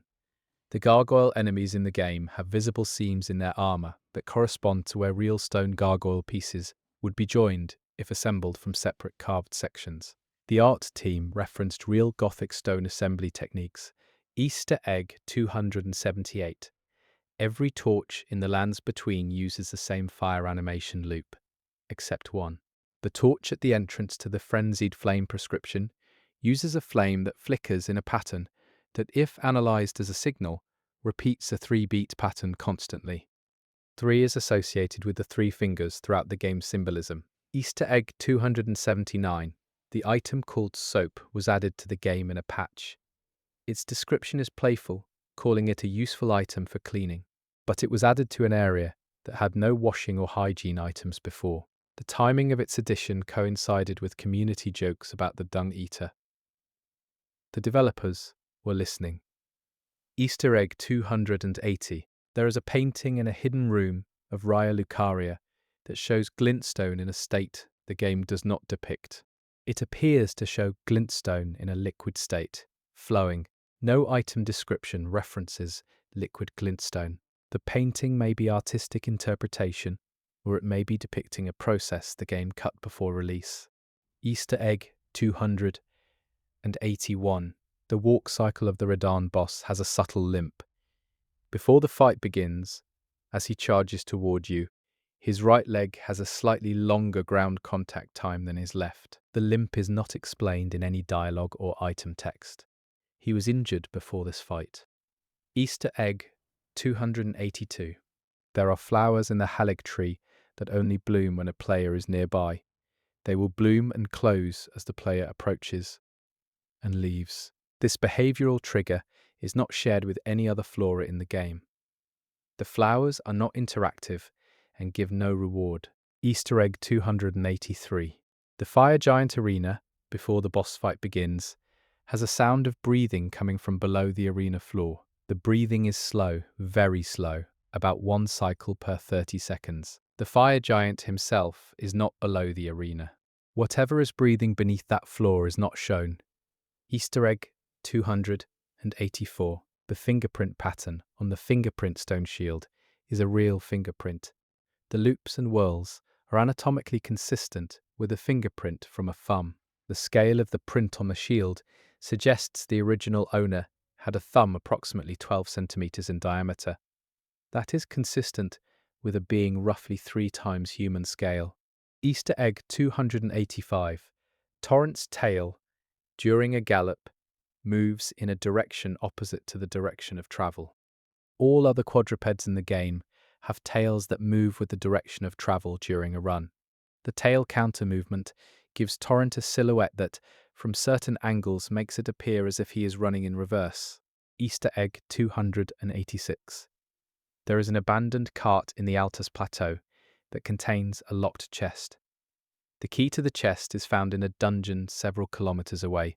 There is no in-game hint connecting the two. The chest, if opened, contains a note that says the key was taken for safekeeping. Someone separated the key from the chest intentionally. Easter egg 287. The Night's Sacred Ground in Nokron has an audio layer that data miners identified as a recording of rain. The area is underground and enclosed. It does not rain there. The rain recording adds texture to the ambient audio without source justification. Easter egg 288. There is a sleeping enemy in the Celia hideaway cave that never wakes up regardless of what the player does in the area. Other sleeping enemies in the game can be woken. This one cannot. Its health is full. It has full AI routines. It is simply not set to wake. Easter egg 289. The Lands Between has multiple layers of government visible in its architecture. Each major region shows evidence of a different administrative period. Stormvale is feudal. Lanedell is imperial. Farum Azula is pre-political, perhaps prehistory. Each layer's architecture is internally consistent with a specific historical period of governance. Easter egg 290. Margit's staff has a bell attached to it. The bell rings during his attack animations, but at a frequency that is slightly out of tune with the combat music. This out-of-tune quality gives his fight a slightly destabilizing sonic quality that most players would not consciously identify, but would register as unease. Easter egg 291. There is a character referenced only in item descriptions who collected teeth. The collection is described as compulsive. The teeth appear as an item set found across 3 separate locations in the game. Each tooth has a different description, but all reference the same owner. This character was never intended to be met in person, but their story is complete through objects alone. Easter egg 292. The night sky in Elden Ring is not static. The stars move at a rate that suggests the game has an astronomical simulation running at a very slow speed. Players who have mapped star positions over multiple in-game days have documented slow but consistent star drift. It is not a loop. The sky is calculated. Easter egg 293. The Shattering, the event that defines the game's history, is shown in a cinematic, but not from a consistent camera position. The cinematic appears to show different observers watching the same event. One of those observer positions corresponds to a location in Farum Azula that the player visits. Someone was standing there when it happened.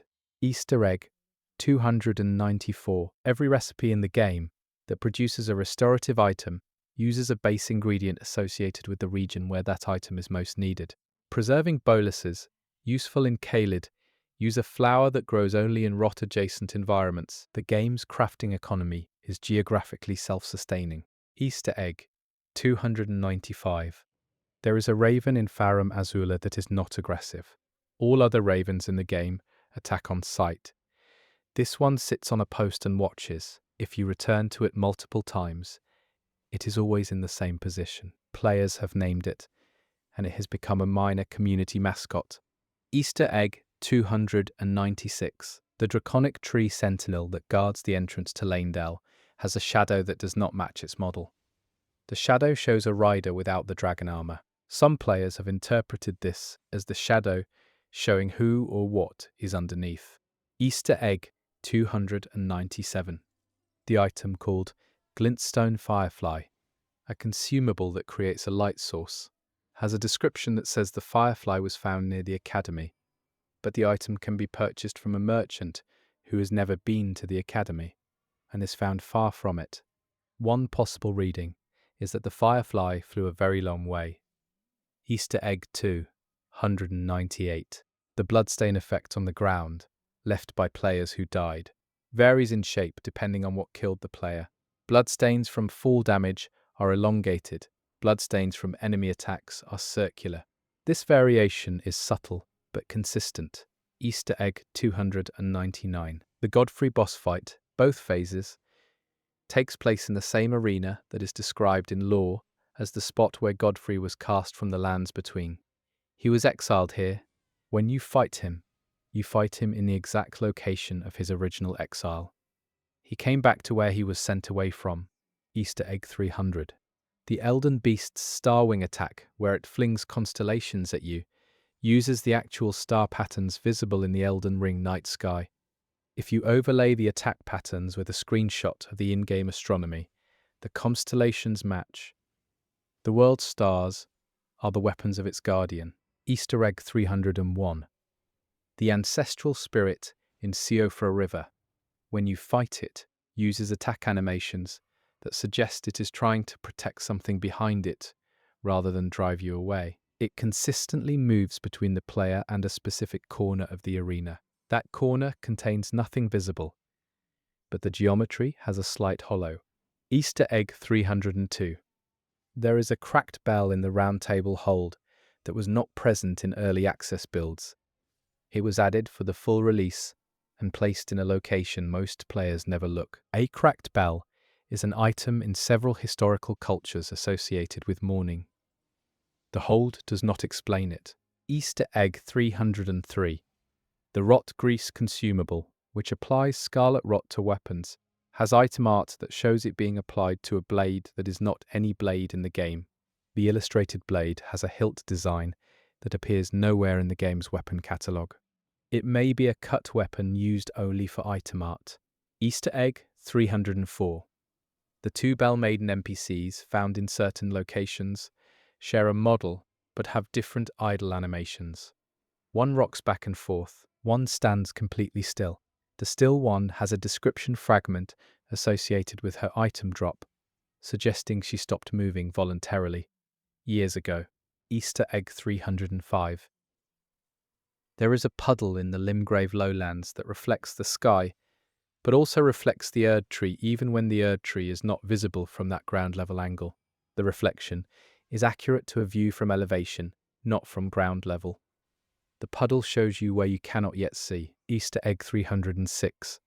The Crucible Feather Talisman and the Crucible Scale Talisman, when both equipped simultaneously, cause the Crucible Knight enemies to hesitate slightly before attacking the player. This hesitation does not occur when only one is equipped.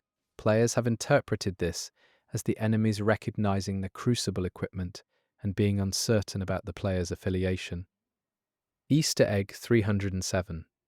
There is a skull on a spike at the entrance to Redmane Castle that wears a crown. The crown is not a named item, it is not armor, it is a decoration on a skull that has been placed there deliberately by whoever controls the castle. A crowned skull at a gate implies a specific and very pointed message to visitors. Easter egg 308. The weapon arts in Elden Ring were translated differently across regions. Some Ash of War names in the European releases reference mythological allusions that the North American names do not. This was a localization choice, but has resulted in slightly different lore interpretations, developing independently in different regional communities. Easter egg 309. There is an ice formation in the consecrated snowfield that is shaped like a hand reaching from the ground. Players who have documented this have compared it to the hand formation motif associated with the Greater Will. The snowfield is one of the most isolated regions in the game and has the least lore explicitly attached to it. Easter egg 310. The boss music for Starscourge Radahn has a choir that sings in a lower register than the choir used in any other boss theme. This lower register is associated in musical convention with the earth and gravity. It is a small compositional detail that is perfectly consistent with his lore as the gravity mage. Easter egg 311. The demi-human Queen Maggie in the Hermit Village has books around her that are larger than any other books in the game. The books are oversized not because the Queen is large, but because her model is scaled to standard size. The oversized books appear to be environmental props repurposed from a different context. Easter egg 312. There is a spot in Caelid where you can find a dead finger maiden who is not associated with any questline. She is simply there, away from the paths, with no item drop, no context, no nearby enemies that could have killed her. She came here and died here alone. Easter egg 313. The Elden Ring ending cutscenes all use the same base animation timeline, but with different environmental overlays. The differences between endings are applied as layers over a shared foundation. Whether this is a development efficiency choice or a thematic statement about all endings sharing the same bones is a question that has no official answer. Easter egg 314. Morgoth's curse.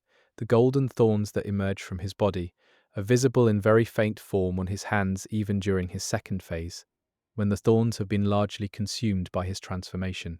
The residual marks show that the thorns are not ornamental, but a part of his physical structure. Easter egg 315. There is a specific room in Lanedell that was used as a counting house, based on the abacus tools and ledger textures present. No item description calls it this. The room is labelled generically on no map, but the items in it are consistent with administrative finance.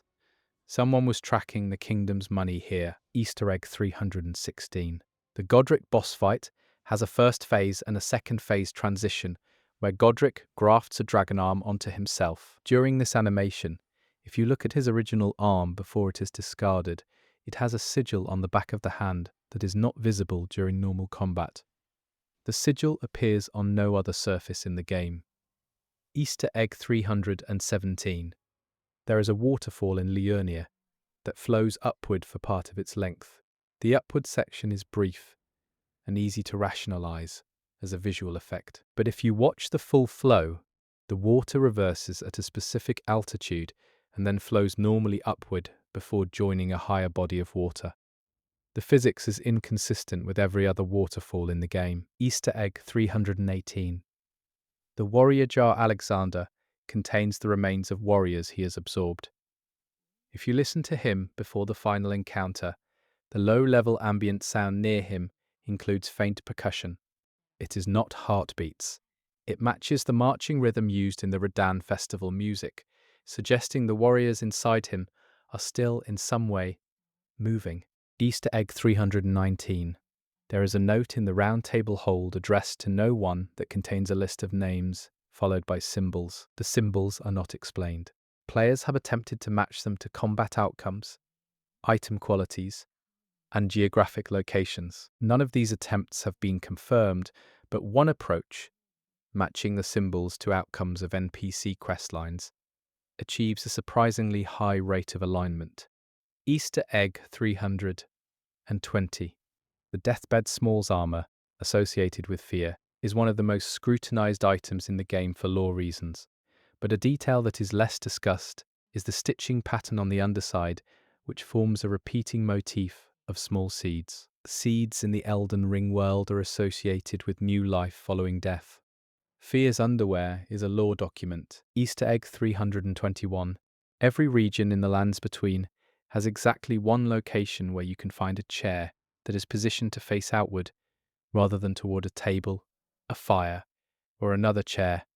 These solitary outward-facing chairs have been mapped by the community, and they all face the direction from which the player first arrives in that region.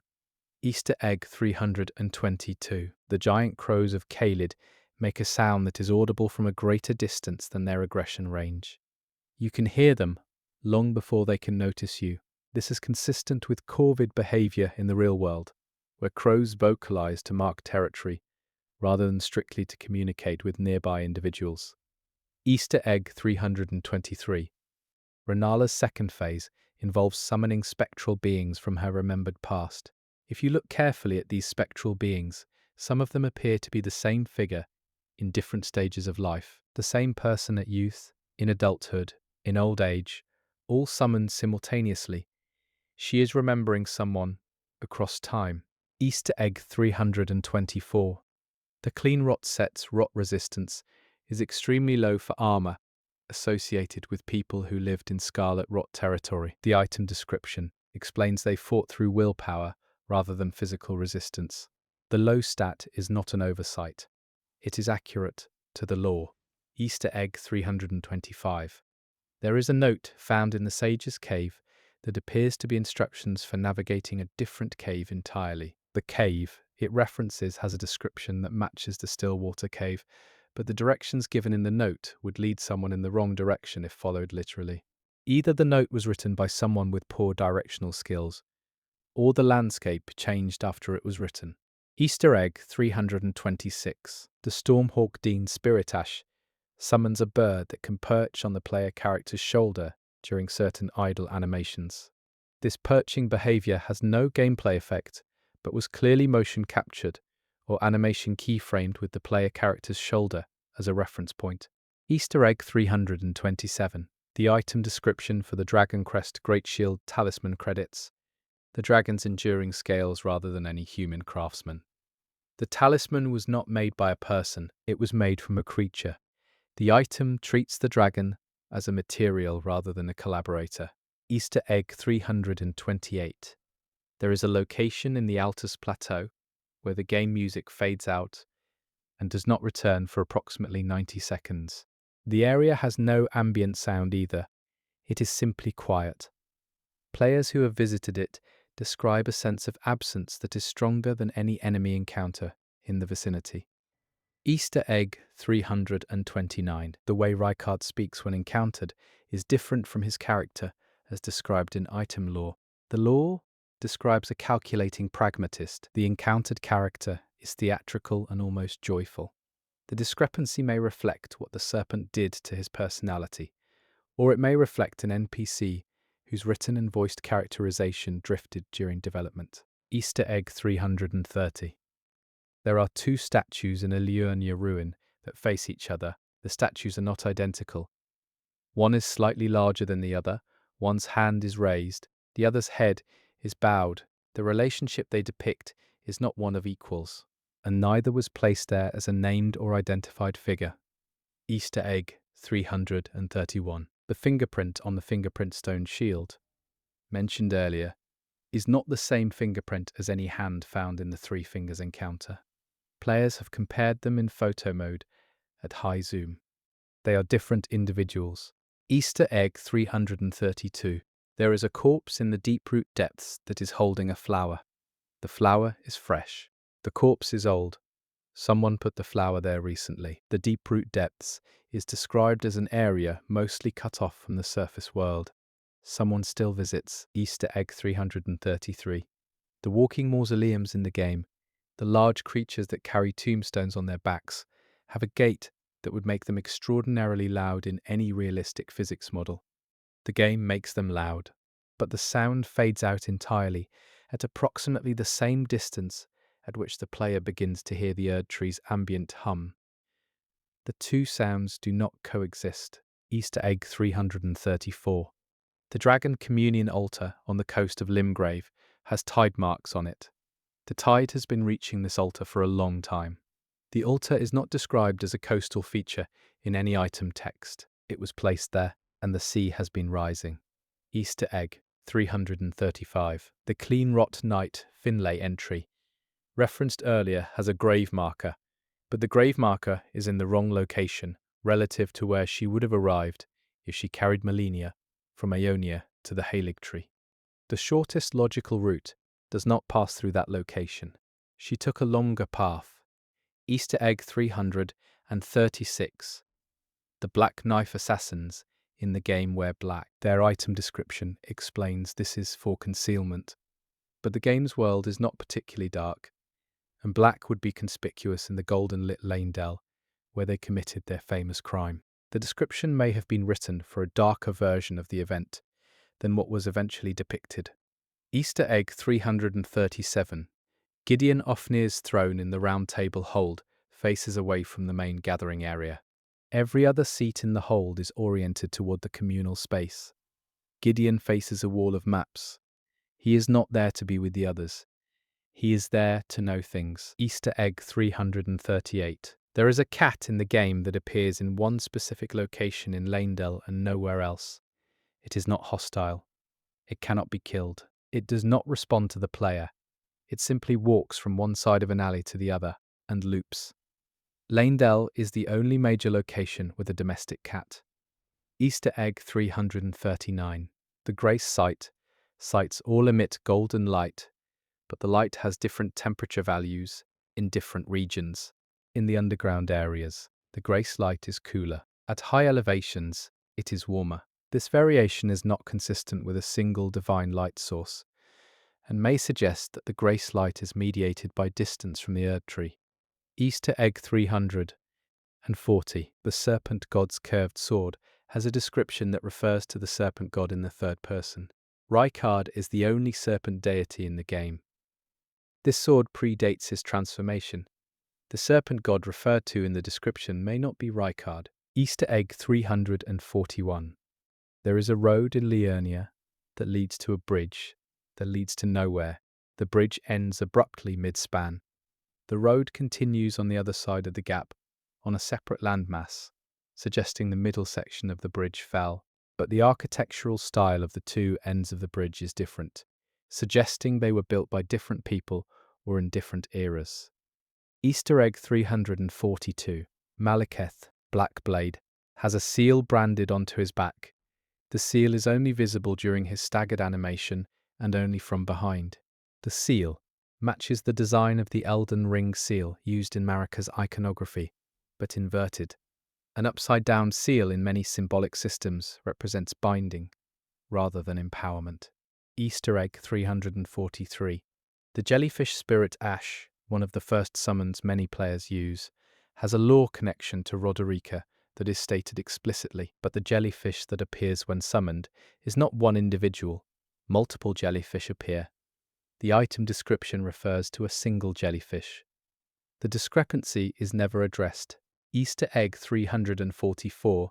There is a message on the wall of the subterranean shunning grounds that is written in a different hand from the frenzied flame writing elsewhere. The message, translated, reads, "Not this way." Players have debated whether this was written by a worshipper of the frenzied flame as a redirection or by someone warning others away. Easter egg 345. The Elden Ring itself, as an object, is depicted at different sizes in different cutscenes. In some, it appears large enough to fill a doorway. In others, it is held at arm's length.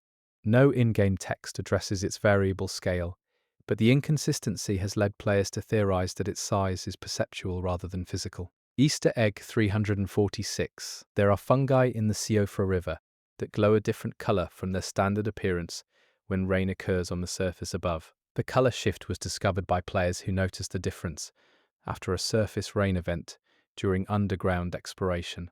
The fungi respond to atmospheric conditions they cannot directly experience. Easter egg 347.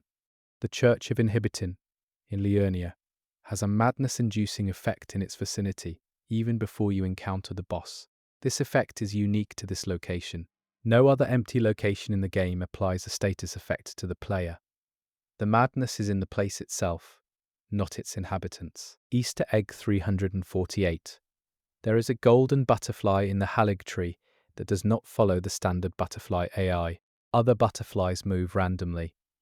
This one follows a fixed path that makes a complete circuit and always returns to the same starting point. It is a butterfly on a schedule.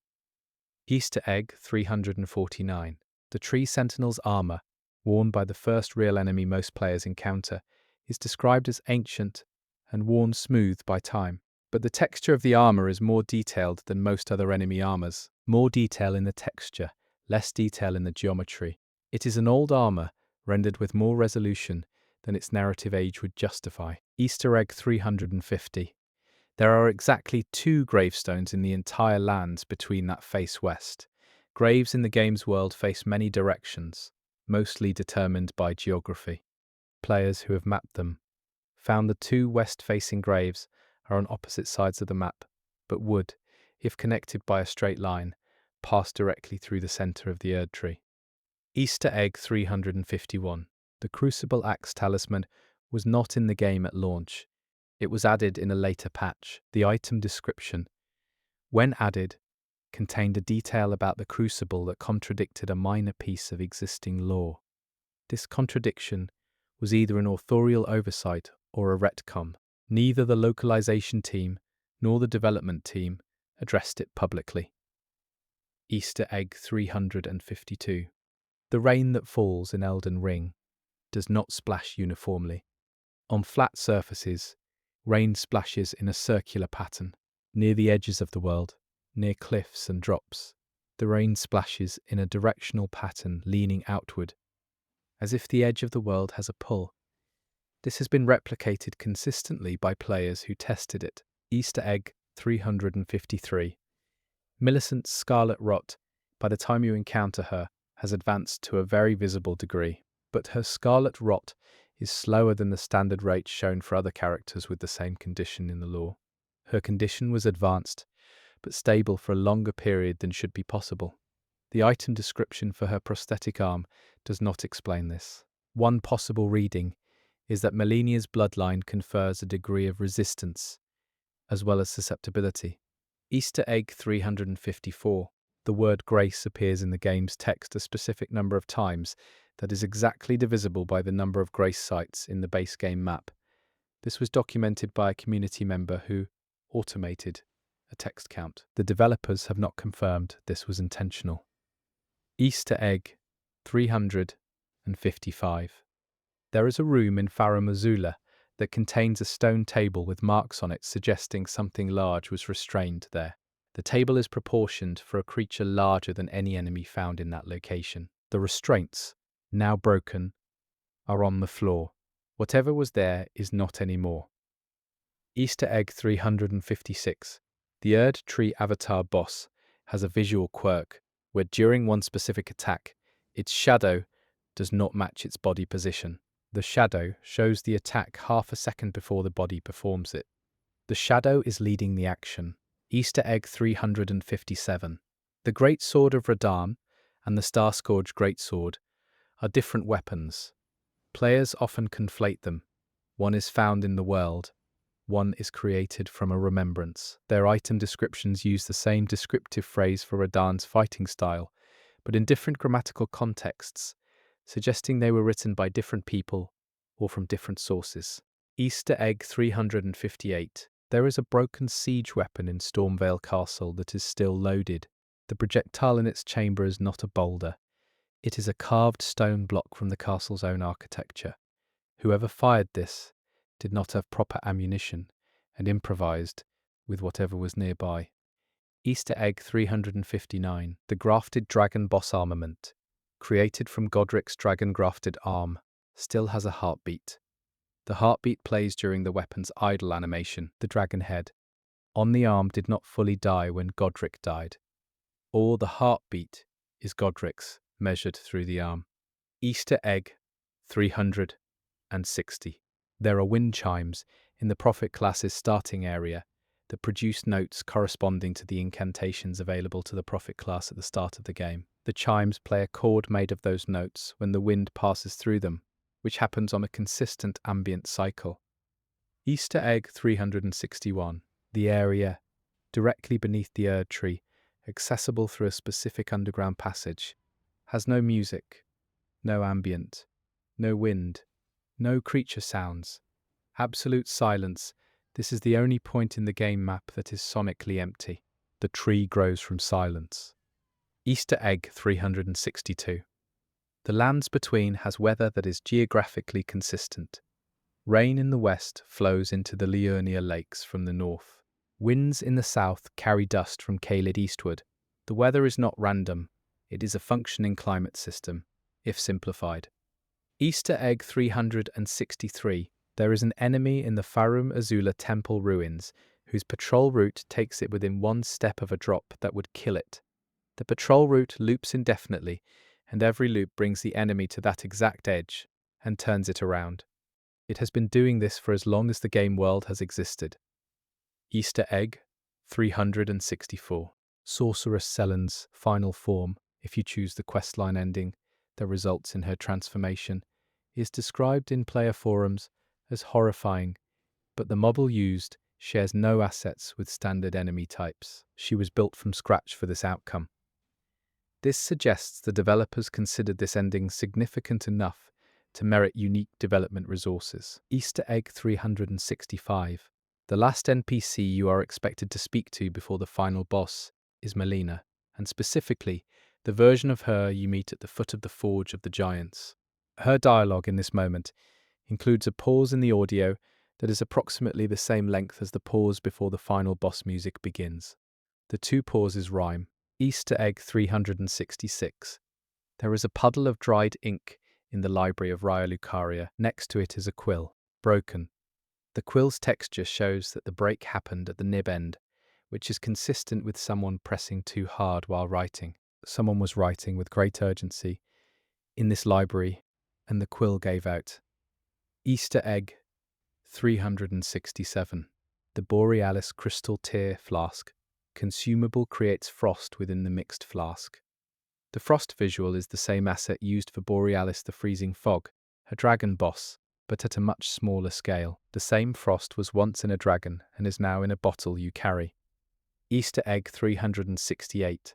There is a tombstone in the Atlas Plateau that lists 3 dates. Tombstones in Elden Ring typically list 1. 3 dates on a tombstone in real-world context would mean a life interrupted twice, or 3 separate events being commemorated. No in-game lore explains the practice of 3 dates on this stone. Easter egg 369.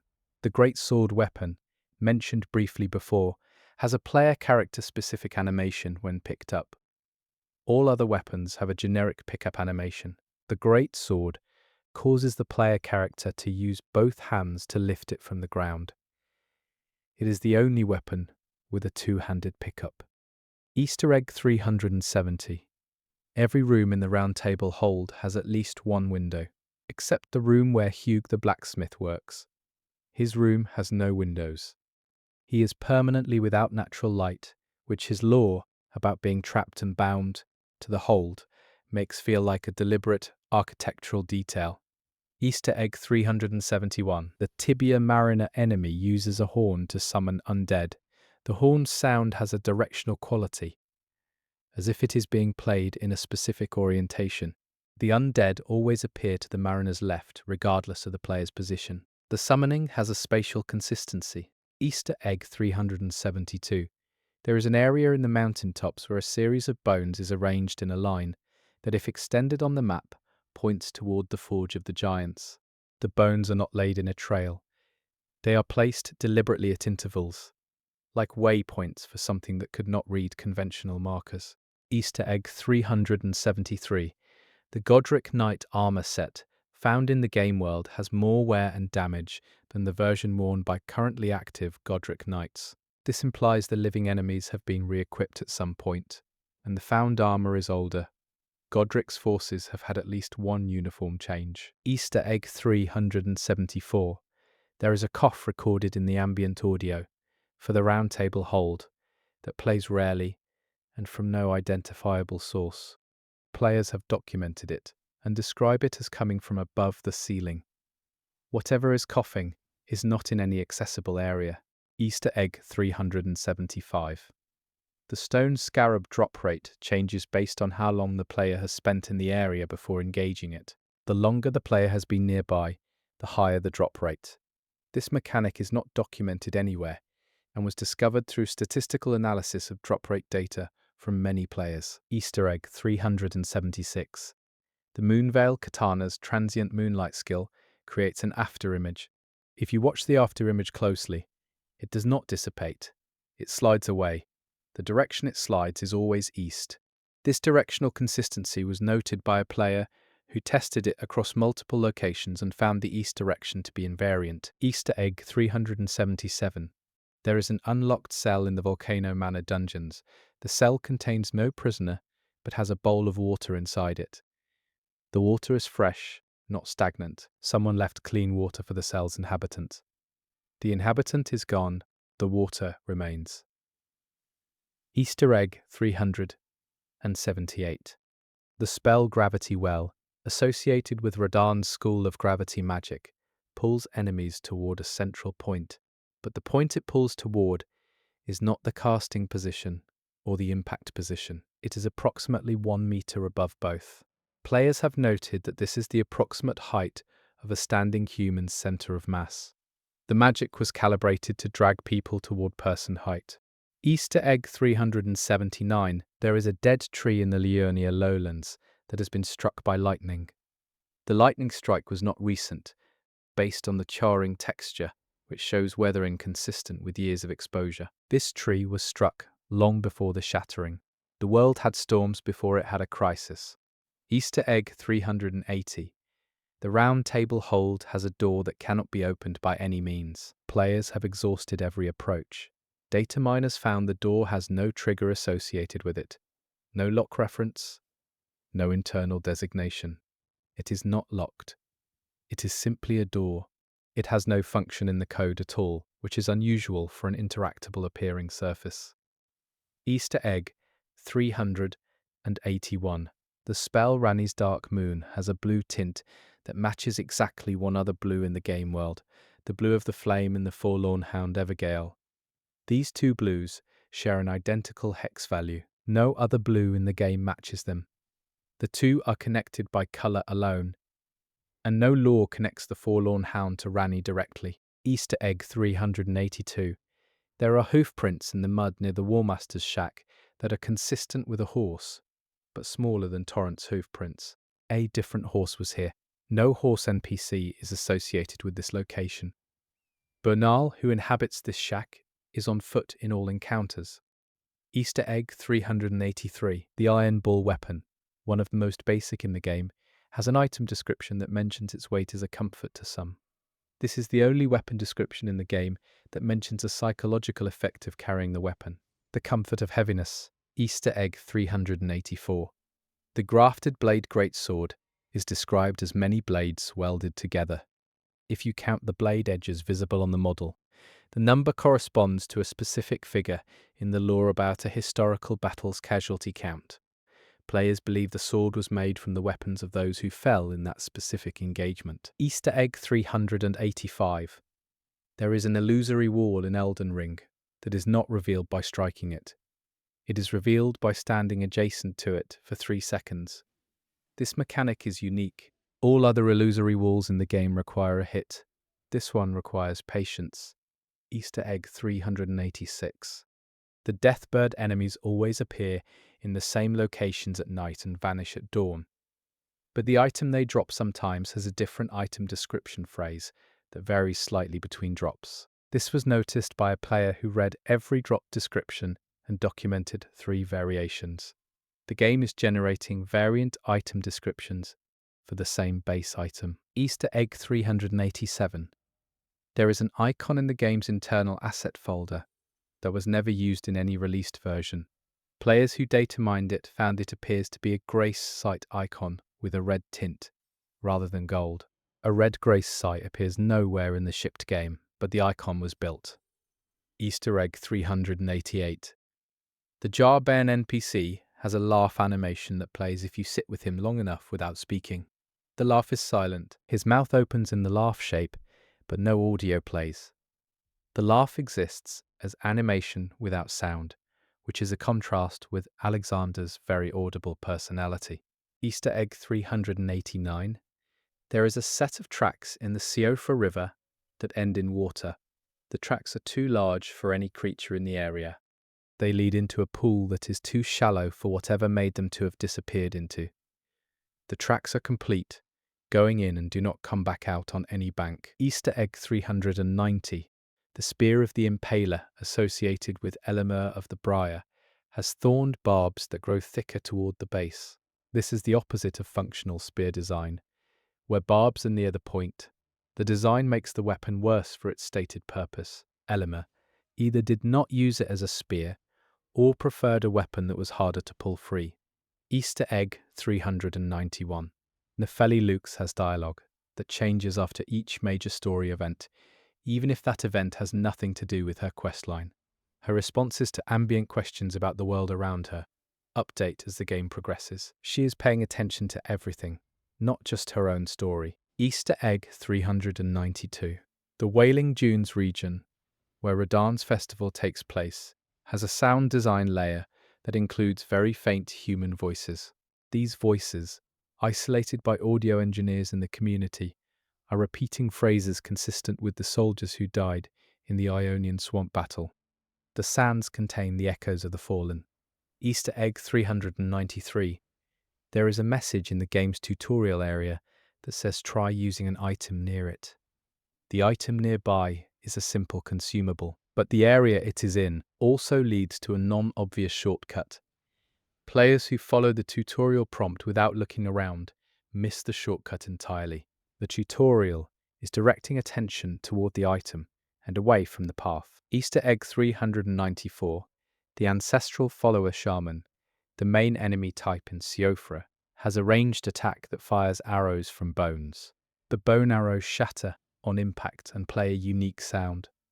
The sound is the same as the ambient acoustic of the Hall of the Ancestral Followers, which is lined with bone chandeliers. The arrow and the architecture are made of the same material, and they remember it. Easter egg 395. There is a detail in the Nokron Eternal City area, where the roof material above the player changes from stone to what appears to be packed earth near a specific crossing. The transition is consistent with a section of the city that was built under an area of the surface that was never developed. This city was built to accommodate what was directly above it. Easter egg 396. The remembrance of the grafted, obtained from killing Godric, has a unique dust particle effect when examined in the inventory. Most remembrances have no particle effect. Godric's sheds golden flakes that match the texture of his golden grafted flesh. The remembrance is still shedding. Easter egg 397. There are no chairs in Faramazula. Every other major area in the game has at least one chair. Faramazula has tables, benches, platforms and altars. No chair. The architecture of a place that existed before time settled on human needs does not include the chair. Easter egg 398. The ambient temperature communicated through visual effects in Elden Ring varies in a way that can be correlated with the type of grace nearby. Graces associated with Erd Tree iconography have warmer visual ambient nearby. Graces in areas associated with outer gods or pre-Erd Tree entities have cooler visual ambient. The grace is the same color, but the environment responds to what the grace is near. Easter egg 399. The Knight class, starting armor, has a different texture on its underside than any other heavy armor in the game. The underside is soft and smooth rather than hard, consistent with the kind of lining used in real armor to prevent chafing. This detail is invisible during gameplay and only visible when the armor is dropped on the ground. Easter egg 400. There are no children in Elden Ring. No enemy type, no NPC, no background figure is a child. Every civilization depicted, no matter how ancient or how recently collapsed, left behind no small inhabitants. The world does not depict youth. Easter egg 401. The carving at the base of the Erd Tree statue in the four belfries, mentioned earlier, also has a secondary glyph beneath the word boundary. This secondary glyph appears in only one other location, at the entrance to the Haligdrake talisman chest. That chest is across the game world. No explanation bridges the two locations. Easter egg 402. The Fell Twins boss fight uses a shared health pool split between two enemies. If you kill one first, the other's health pool does not visibly change.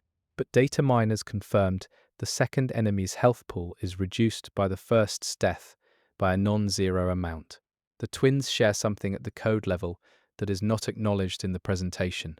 Easter egg 403. There is a bloodstain in the Round Table Hold's hallway that does not correspond to any NPC death that can be triggered. It was there before any event that could cause it.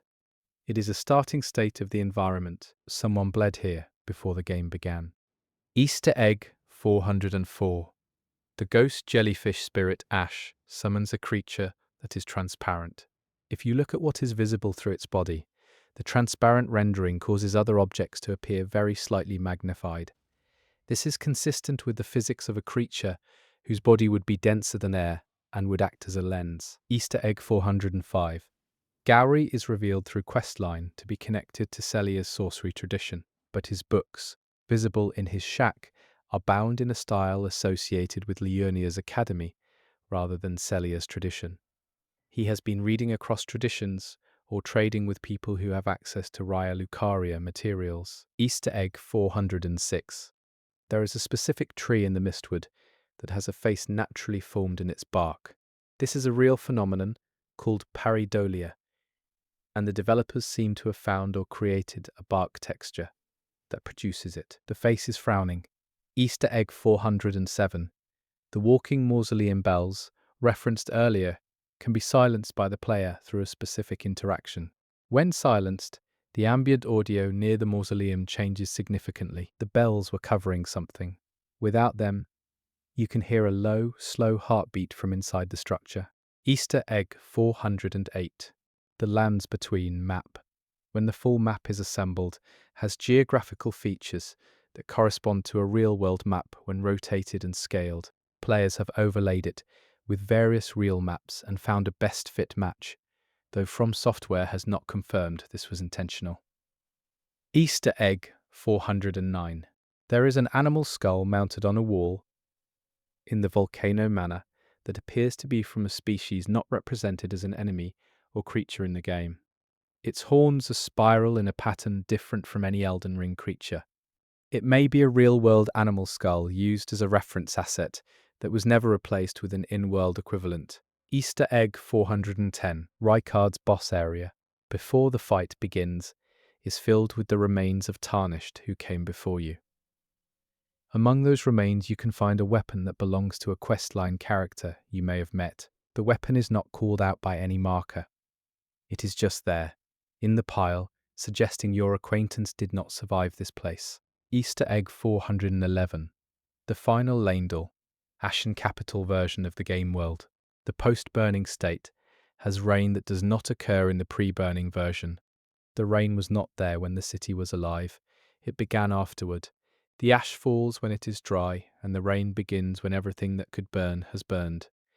Easter egg 412. There are no reflective surfaces in the subterranean shunning grounds. Other underground areas have puddles and polished stone that reflect. This area has none. The absence of reflection is consistent with a space the game wants you to feel trapped inside. Easter egg 413. The item description for the Crucible Hornblade weapon includes the phrase, "born before doubt." This is the only use of the word doubt in any item description in the game. Everything else speaks of faith, obedience, or defiance. Doubt appears once, in a weapon associated with the oldest era in the world. Easter egg 414. There is a locked chest on the Weeping Peninsula that requires no key. Its lock mechanism is painted on, not functional. If you examine it closely, the painted lock has a small cartoon face drawn inside the keyhole. This is one of the few moments of pure humour from the art team embedded in the environment. Easter egg 415. The Flame of the Fell God incantation creates a fireball that, when it explodes, plays a sound matching the sound of the fire giant's heartbeat extracted from his ambient audio.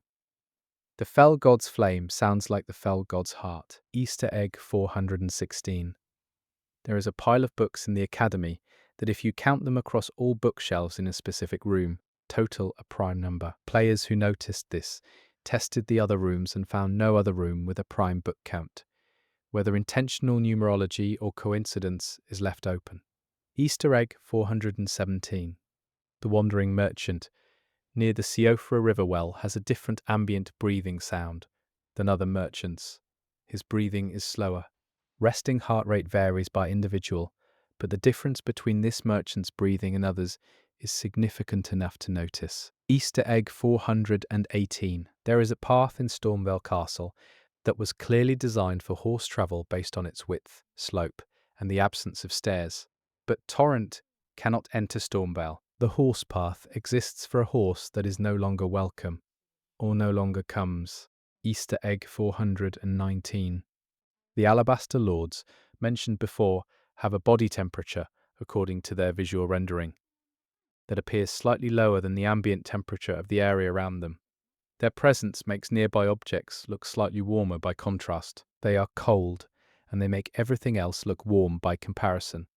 Easter egg 420. There is a body in the Siofra River that has been there long enough to have moss growing on it. The moss is a specific shade of green that matches the bioluminescent growth on the ceiling of the area. The ceiling growth came from somewhere. Some of it came from this person.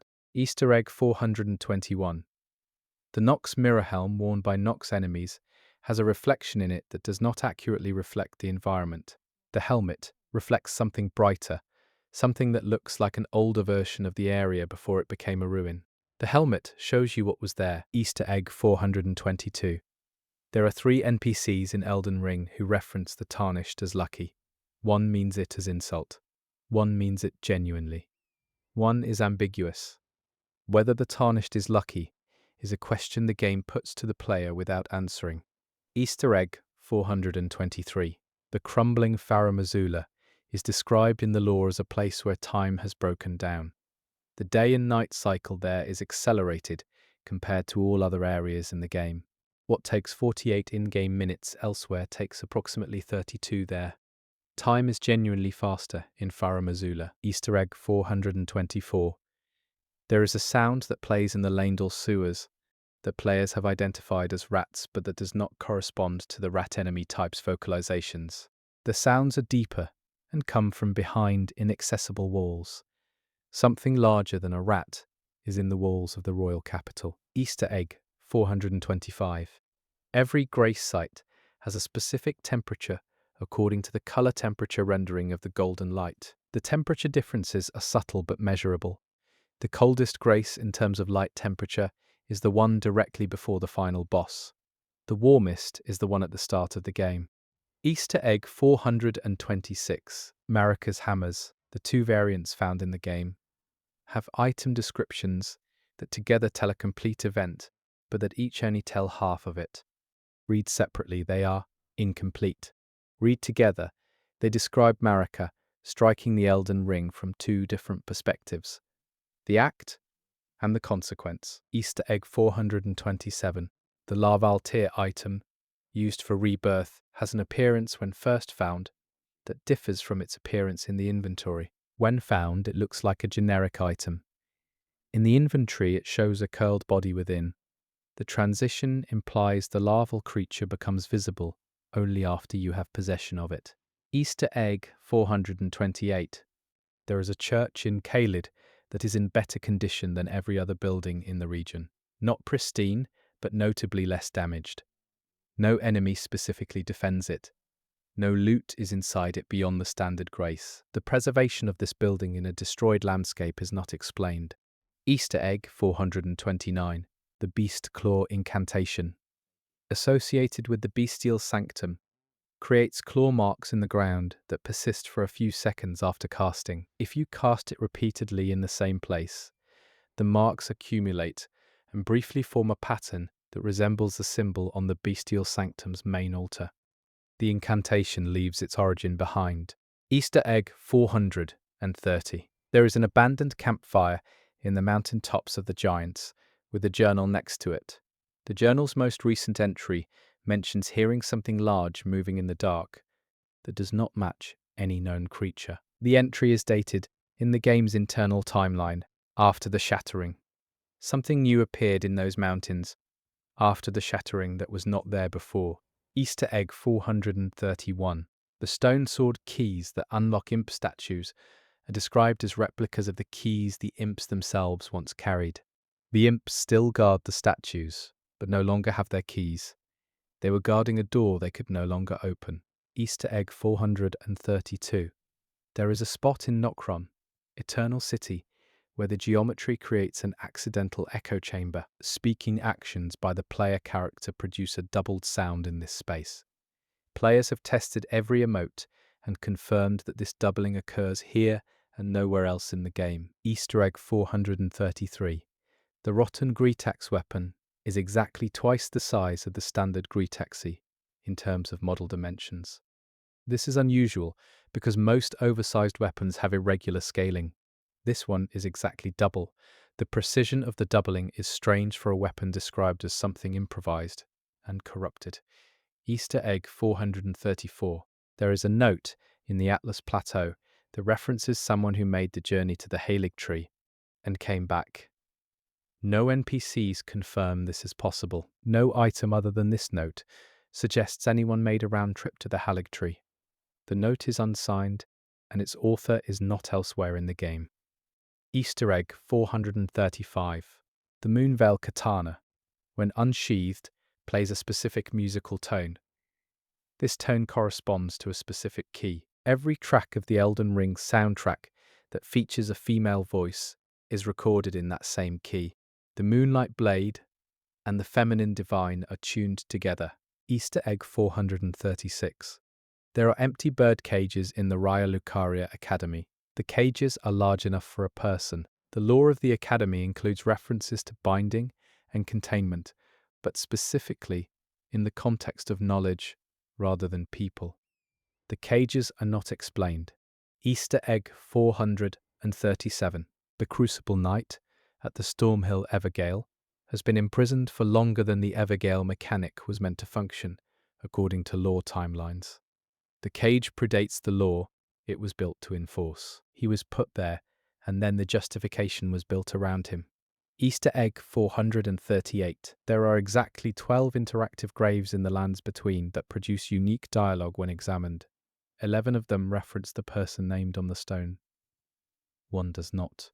The 12th grave produces generic text that no one ever personalized. This nameless grave is the most visited by players who are looking for secrets.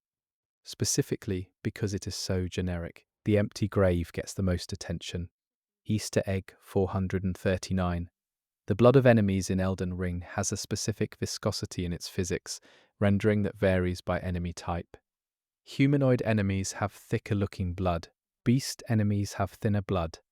The difference is subtle but measurable in slow-motion footage, and was confirmed to be intentional in a developer art document discovered in localization files. Easter egg 440.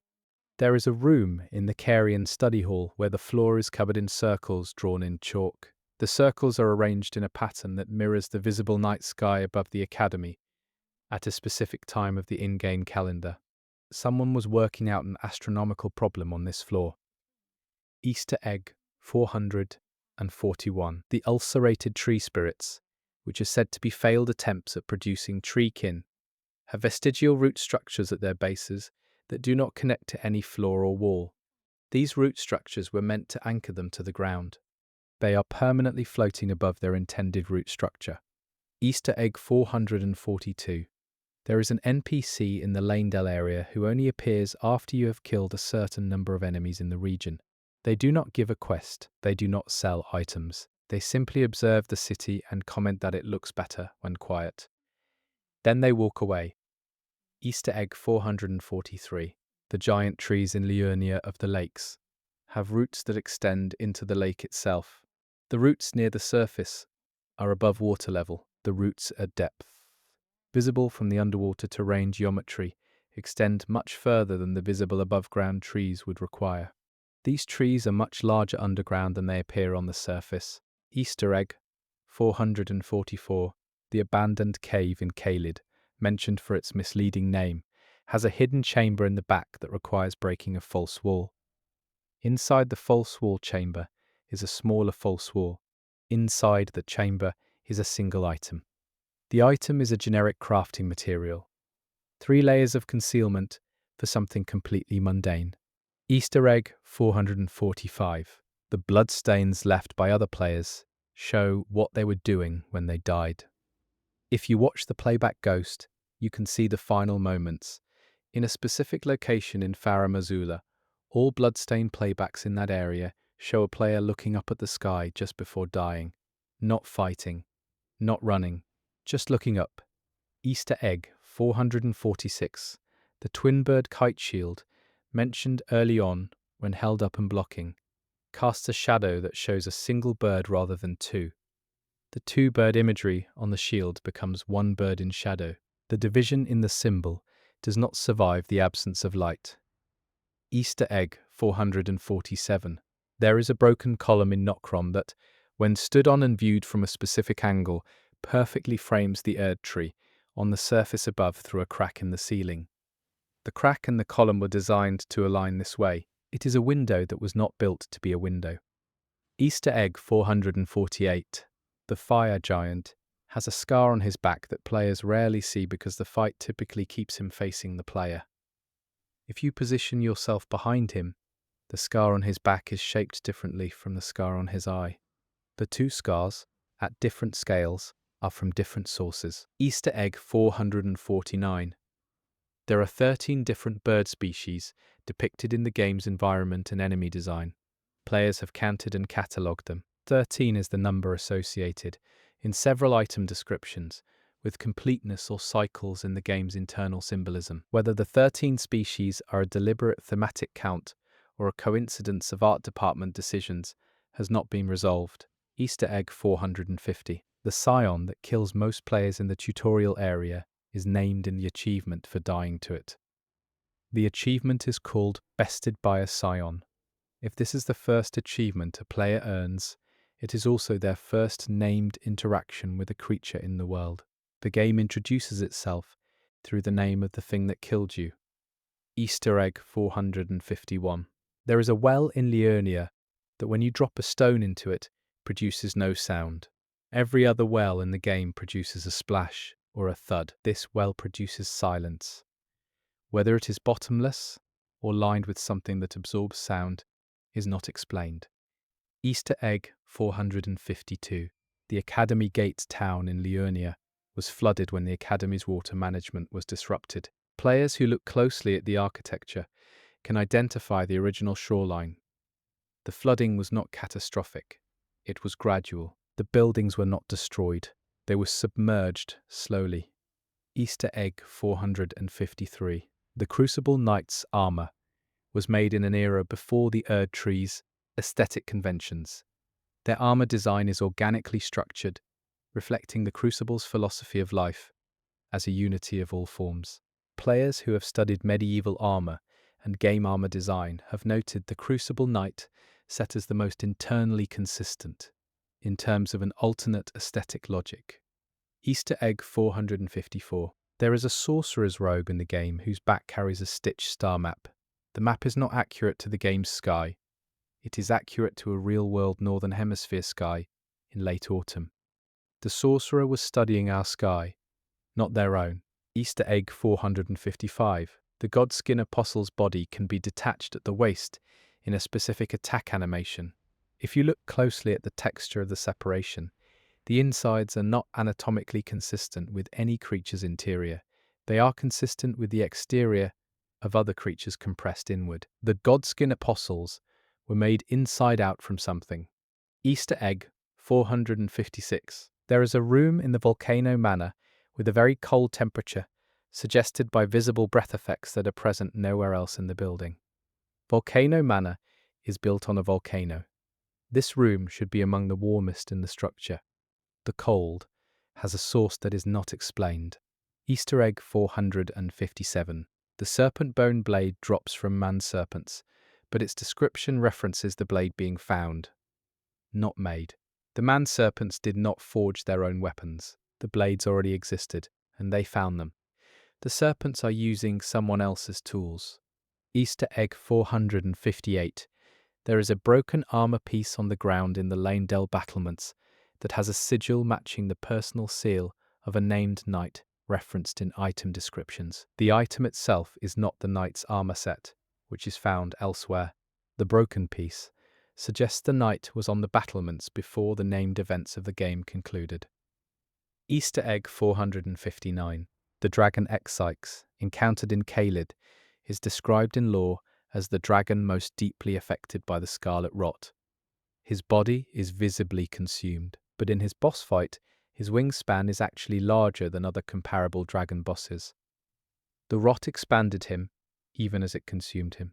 Easter egg 460. There is a field of sunflowers in the Altus Plateau. Sunflowers in the real world track the sun. The sunflowers in Elden Ring face the Erd Tree regardless of the time of day. They heliotrope towards something that is not the sun. Easter egg 461. The cane sword weapon has an item description that describes it as suitable for subterfuge. This is a reference to its function as a hidden blade inside a walking stick, but the game never places the player in a context where subterfuge is narratively possible. The description speaks to a use the game's design never enables. Easter egg 462. There is a dog sleeping near a campfire in Limgrave. It is not hostile. If you crouch near it, it makes a small sound consistent with a content animal rather than an alert one. The dog is not relevant to any quest. It is simply at peace near the fire. Easter egg 463. The cloud steppe ash of war is described as a technique from a faraway land. It is the only ash of war attributed to a non-lands between origin. One possible reading is that the Tarnished brought this technique from wherever they were exiled before the game begins. Easter egg 464. There is a pillar in the Siofra River that has writing on it in 3 layers. The bottom layer uses one script, the middle layer uses a second script, the top layer uses a third. 3 different civilizations wrote on the same pillar at different times. The pillar has been standing long enough to accumulate 3 written traditions. Easter egg 465, the fingerprint stone shield, shows wear patterns consistent with it having been used as a weapon, specifically for striking, rather than as a shield. The wear is on the face, not the edges. Someone used this shield to hit people with it, not to block. Easter egg 466. The Night Comet spell leaves a residual glow for approximately 3 seconds after impact. In a sustained fight, if you cast it repeatedly in the same area, the residual glows overlap and form a circular pattern. The pattern, at its most developed, matches the glyph used for the Raya Lucaria seal. Easter egg 467. There is a pair of boots on a shelf in a ruined house in the Weeping Peninsula. The boots have very different wear patterns between left and right. The right boot is far more worn. The house's owner had an uneven gait, and they are not here anymore. Easter egg 468. The Shattered Realm mechanic, the way the game world is divided into areas connected by grace sites and portals, mirrors the Elden Ring's own shattered state. The player navigates a world with the same fragmented structure as the object at the center of its crisis. Easter egg 469. There is a smithing stone on a shelf in the Round Table Hold library. Smithing stones are crafting materials. No one in the hold is a blacksmith except Hugh, who already has his materials. The stone on the shelf belonged to someone who carried it there and did not take it with them. Easter egg 470. The Erd tree's glow at night is not uniform. Different branches glow at different intensities. If you watch for a full in-game night cycle, the pattern of glow intensities shifts slowly. The tree breathes light. Easter egg 471. There is a message left by a player character from a previous game's save file, embedded in the launch version of the game. A developer or tester account. The message, found in the Round Table Hold area near the door, that cannot be opened, reads "There is nothing here." Whether this was a tester's note or a deliberate lore piece hidden in a player message is not confirmed. Easter egg 472. The ancestral follower shaman. Enemies have ritual scars that follow the shape of the constellation patterns in Nokron's ceiling. The scars were applied during life. The shamans marked themselves to match the sky they lived beneath.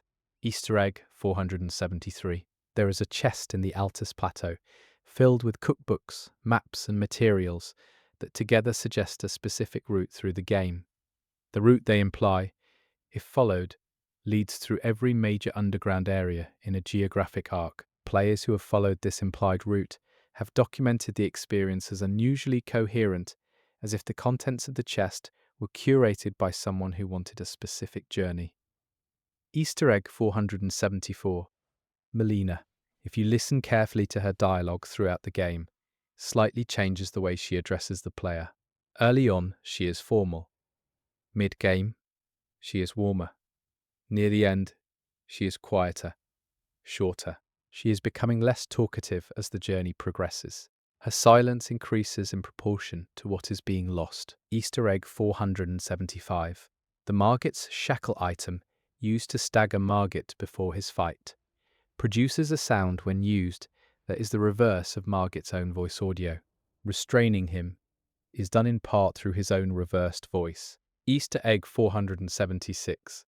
There is a painting in the Altus Plateau area that depicts the sky of Caelid before the rot. Players know this because the Caelid sky in the painting is blue rather than red, and the composition matches a specific valley in Caelid that still has identifiable geological features. Someone painted Caelid before the fall. Easter egg 477. The grace sites closest to boss fog walls produce a slightly different sound than regular grace sites. The sound is subtler, more tense. The game is preparing you sonically before it prepares you mechanically. Easter egg 478. Blade's mask is never removed. His face is never shown. But there is a piece of concept art included in the collector's edition art book in which his face is visible. It is a wolf's face. He is not a man in a wolf mask. He is something else wearing a man's armor. Easter egg 479. There is a ruined tower in Liurnia that is exactly the right height to see over the lake's fog layer and spot the Carian manor on clear days. The tower was a watchtower for the manor specifically, not a general defensive structure. It was watching one specific location. Easter egg 480. The golem enemies throughout the game all have a specific chip in their helmet on the left side. Not all of them, but approximately 1 in 3. The damaged helmet golems share a model that includes this chip. Players have suggested all damaged golems participated in the same conflict. Easter egg 481. There is a bell on top of a ruin in Caelid that still works. The bell rings on the standard bell tower schedule, even though the tower is destroyed and no one is maintaining it. The mechanism inside is still functional. Bells in this world are designed to outlast their builders. Easter egg 482. The Soreseal talismans, which trade safety for power, have item descriptions that use the exact grammatical structure of an oath. They are not descriptions of effects. They are written as agreements. When you equip them, you are not wearing an item. You are making a promise. Easter egg 483. There is a fire in the Altus Plateau that has burned a circle in the grass around it. The circle is geometrically perfect, which fire does not produce on its own. Someone drew this circle and made the fire follow it. Easter egg 484. The lightning used by Godric in his boss fight is a different color than the lightning used by Godfrey. Godric uses amber lightning. Godfrey uses white lightning. The color difference corresponds to different sources of divine power, according to the color symbolism used in item descriptions throughout the game. Easter egg 485. There is a door in Lanedell that is open, but leads into a room that appears on the map as inaccessible. If you enter through the open door, you are briefly inside a room that the map does not acknowledge. The room has a chest. The chest contains a message from a developer test account saying this room should not exist. Easter egg 486. The Radahn boss fight. At the beginning features Radahn riding a horse that is significantly too small for him. This is acknowledged in item descriptions as intentional lore, that the horse is beloved regardless of scale, but the horse's name is Leonard. Leonard is the only named horse in the game. Easter egg 487. There is an abandoned merchant in Siofra who has an unusual name in the internal files. All other merchants have generic designations. This one has a specific name that does not appear in any shipped game text. The name is written in the game's apparent proto-language and translates approximately as the one who remained. Easter egg 488. The Lands Between has a moon that is larger and closer than would be physically consistent with the world's apparent scale. The moon's proximity would create tidal forces that do not appear to affect the landscape. The moon, in this world, is decorative in its physics, but narrative in its design, present at the scale it needs to be for the story, rather than the scale it would be for the science. Easter egg 489. There is a hidden room in the Hermit Merchant's Shack area that contains a chest. The chest is not a mimic. It opens normally. Inside is a note that says, "I know you thought this was a mimic." It is a note from the development team embedded in the game world. Easter egg 490. The Tarnished, when idle, occasionally adjusts their grip on their weapon. This adjustment is not the same animation for every weapon type. Heavier weapons have a readjustment that involves more arm movement. The player character treats different weapon weights differently, even in their idle state. Easter egg 491. There is a path in the Siofra River that leads to a dead end with a view of a sealed door far below. The door has a symbol on it The symbol matches the symbol associated with the Deep Root Depths entrance, which is accessed from a completely different direction. The sealed door and the accessible passage share an origin. Easter egg 492. The mountaintops of the Giants region has a legend in item descriptions about the flame of ruin being transported to the Erd tree in a vessel. The vessel is described as something living. If you combine this with observations about the fire giant's behavior, one possible reading is that the giant was always meant to carry the flame rather than guard it. Easter egg 493. There are crosses in the lands between that do not appear in any religious context described in the lore. They are environmental decorations in certain catacombs and ruins. Their significance is never established. They are an imported symbol from outside the game's symbolic systems. Easter egg 494. The talisman pouch items that increase talisman slot count are described as a grace bestowed by Marika, but the item art shows the pouch as a physical object, a leather bag. The grace was materialized into an object that can be found in the world and carried. At some point, Marika was generous enough to leave objects of grace in accessible locations. This was before the events of the game. Easter egg 495. There is a torch in the Deep Root Depths that is positioned in a location no living person could easily reach. It is lit. Either someone placed it with great difficulty, or it was placed before the area became as dangerous as it now is. Easter egg 496. The death mechanic in Elden Ring, losing runes at the point of death, has a visual representation of a golden rune mass on the ground.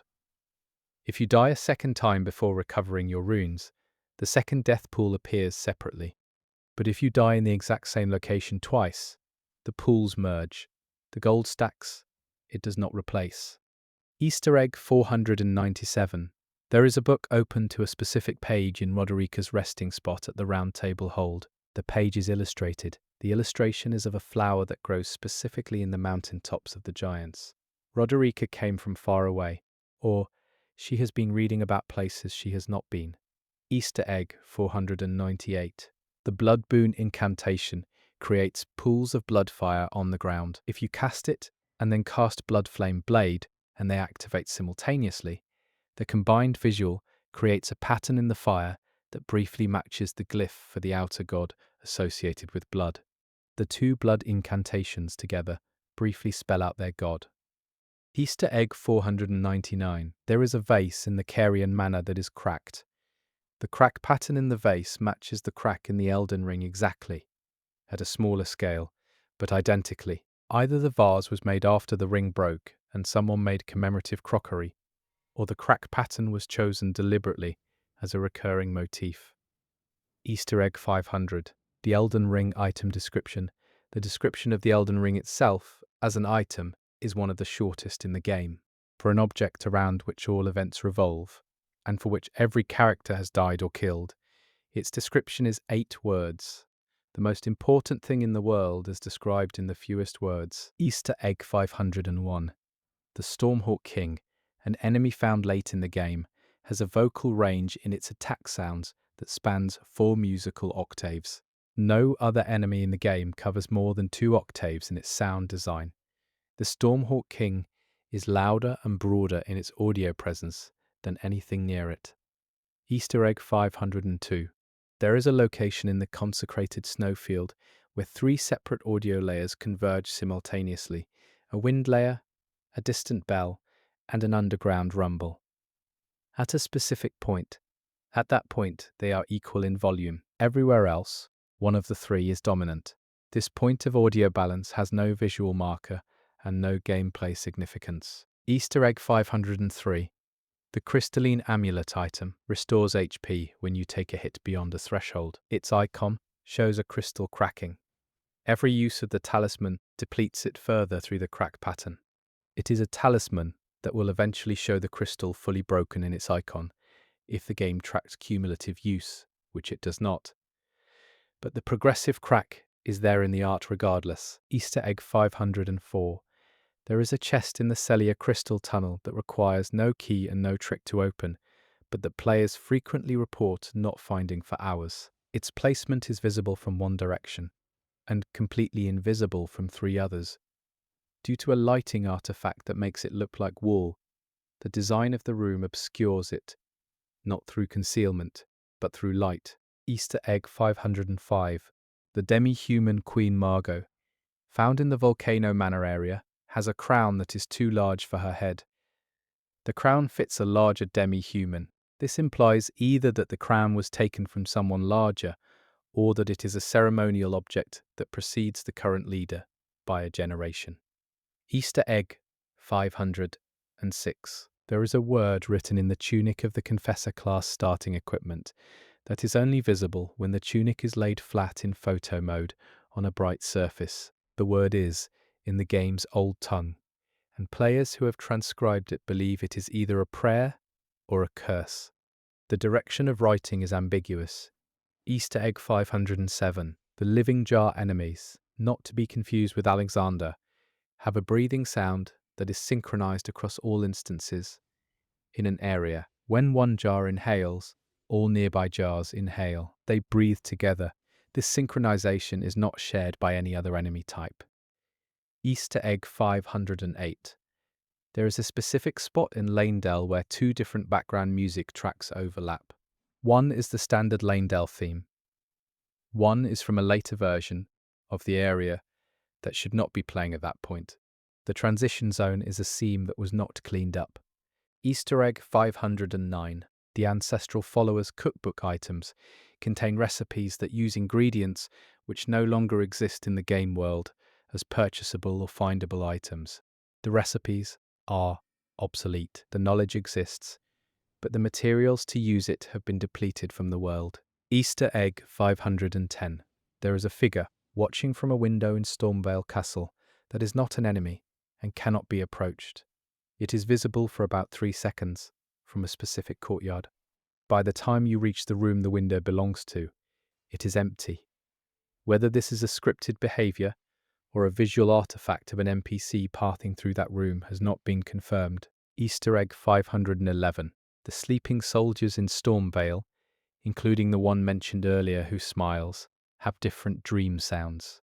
If you listen with the ambient sound isolated, some sleep quietly, one murmurs, another has a slightly faster breathing rate. They are having different dreams in the same war camp. Easter egg 512. There is a marking on the floor of the Lanedale throne room that is identical to a marking found in the Deeproot depths. The 2 areas are separated by significant vertical distance and are never narratively connected. The same symbol appears in the sky-high throne and in the underground roots. The top and the bottom of the world share a sign. Easter egg 513. The Crucible aspect incantations all have casting animations that originate from the same motion point on the body, but branch differently. They share a trunk and diverge. This mirrors the Crucible's law, which describes life as beginning from one source and diversifying from that common root. Easter egg 514. There is an item in the Frenzied Flame prescription area that is a simple torch. Not a named torch, just a basic torch. It is the only basic torch found as a placed item in the game. Every other basic torch is purchased. Someone brought their own light to the darkest place in the game and left it there. Easter egg 515. The Raya Lucaria students who have been converted to sorcery constructs still occasionally make human sounds. They do not make them during combat. They make them when they believe no one is watching, during their long idle cycles. Easter egg 516. There is a chair in the Stormvale Castle throne room, with a much lower seat height than the throne itself. This chair is positioned to the throne's right. It is a subordinate chair, but it is still padded and formal. Someone sat beside Godric regularly. No NPC is identified as regularly at Godric's side. Easter egg 517. The Moonblade item art shows a moon that is waning rather than full. All other moon imagery in Elden Ring uses a full moon. This waning moon is a detail that only appears in this single item icon. Easter egg 518. There are drag marks in the Limgrave wetlands that lead from the inland toward a river. The marks are too wide for any enemy currently in the area. Something large was dragged to the water, and the drag marks remain. Easter egg 519. The fingerprint detail on the giant's seal item is from a specific region of a hand, the base of the index finger. This specific detail is consistent with how someone would hold a seal to press into wax. It is a used seal, not a decorative one. Easter egg 520. The Caria Manor's ghost soldiers, who reenact an old battle, do not fight each other. They fight the player. Their reenactment has no opponent other than whoever is currently visiting. The battle they are repeating requires you to be its enemy. Easter egg 521. There is a small room in the Academy of Raya Lucaria that is filled entirely with hourglasses. Some are still running. The sand in the running ones is blue, glintstone-infused sand, and it flows upward rather than down. In this academy, time is studied by watching it run in reverse. Easter egg 522. The pest's glaive weapon has pest eggs visible in the blade texture. These eggs are the same type as the eggs found on Kindred of Rot enemies. The weapon was made from the same biological material as the enemies it most effectively fights, or perhaps the enemies were made from the same stuff as the weapon. Easter egg 523. There is a compass rose carved into a floor tile in Lanedell that does not use north, south, east, or west as its 4 points. Instead, it uses the names of the 4 major regions of the lands between. Navigation in this world was oriented by place, not by magnetic direction. Easter egg 524. The Bolt of Gransax, the enormous lightning spear embedded in a dragon corpse in Lanedell, is larger than any bolt that could be fired by any bow in the game. The weapon exists at a scale that has no in-game functional equivalent. It was fired by something bigger than any archer in the story, and it hit its target. Easter egg 525. There is a well-worn path in the Liurnia region that does not correspond to any current NPC patrol route, enemy territory, or questline destination. The path was made by people who are not there anymore, going somewhere that no longer matters enough to mark on the map. Easter egg 526. The prawn merchant in the coastal area south of Stormhill has items for sale that are only logistically available if you assume he has supply chains reaching far across the map. His stock suggests trade connections with multiple distant regions. This single merchant at a small coastal operation has the sourcing range of an empire. Easter egg 527. There is a tree in Caelid, a single standing tree that has no scarlet rot. Players who have found it described feeling disoriented by its normalcy. Nothing in the item descriptions or lore explains why this tree survived. It just did. Easter egg 528. The Grafted Scion, the tutorial enemy, reappears in the game later as a regular enemy type. When it reappears, most players have become strong enough that the encounter is trivial. The game does not comment on this reversal. It does not need to. You remember. Easter egg 529. There is a prayer mat in the Church of the Plague in Caelid. The mat is oriented not toward any altar, but toward the window which faces Ionia. The prayer in this church is directed toward the event that caused the plague. Something about that direction was sacred. Easter egg 530. The Elden Ring color palette uses a specific ochre gold for Erd Tree adjacent elements that is subtly different from the gold used for rune items and currency. The Erd Tree's gold has more warmth. The gold of power is slightly cooler. Both are gold, but they are not the same. Easter egg 531. There is a candle lit at the Raya Lucaria entrance gate that is burned down to a specific level and not further. If this was a real candle, it would have been placed there approximately 3 days before your arrival. Someone lit this candle 3 days before you came, and it is still going. Easter egg 532. The way Torrent appears when summoned includes a gust of wind that moves in from the north, regardless of the player's facing direction or the wind direction in that environment. Torrent always arrives from the north.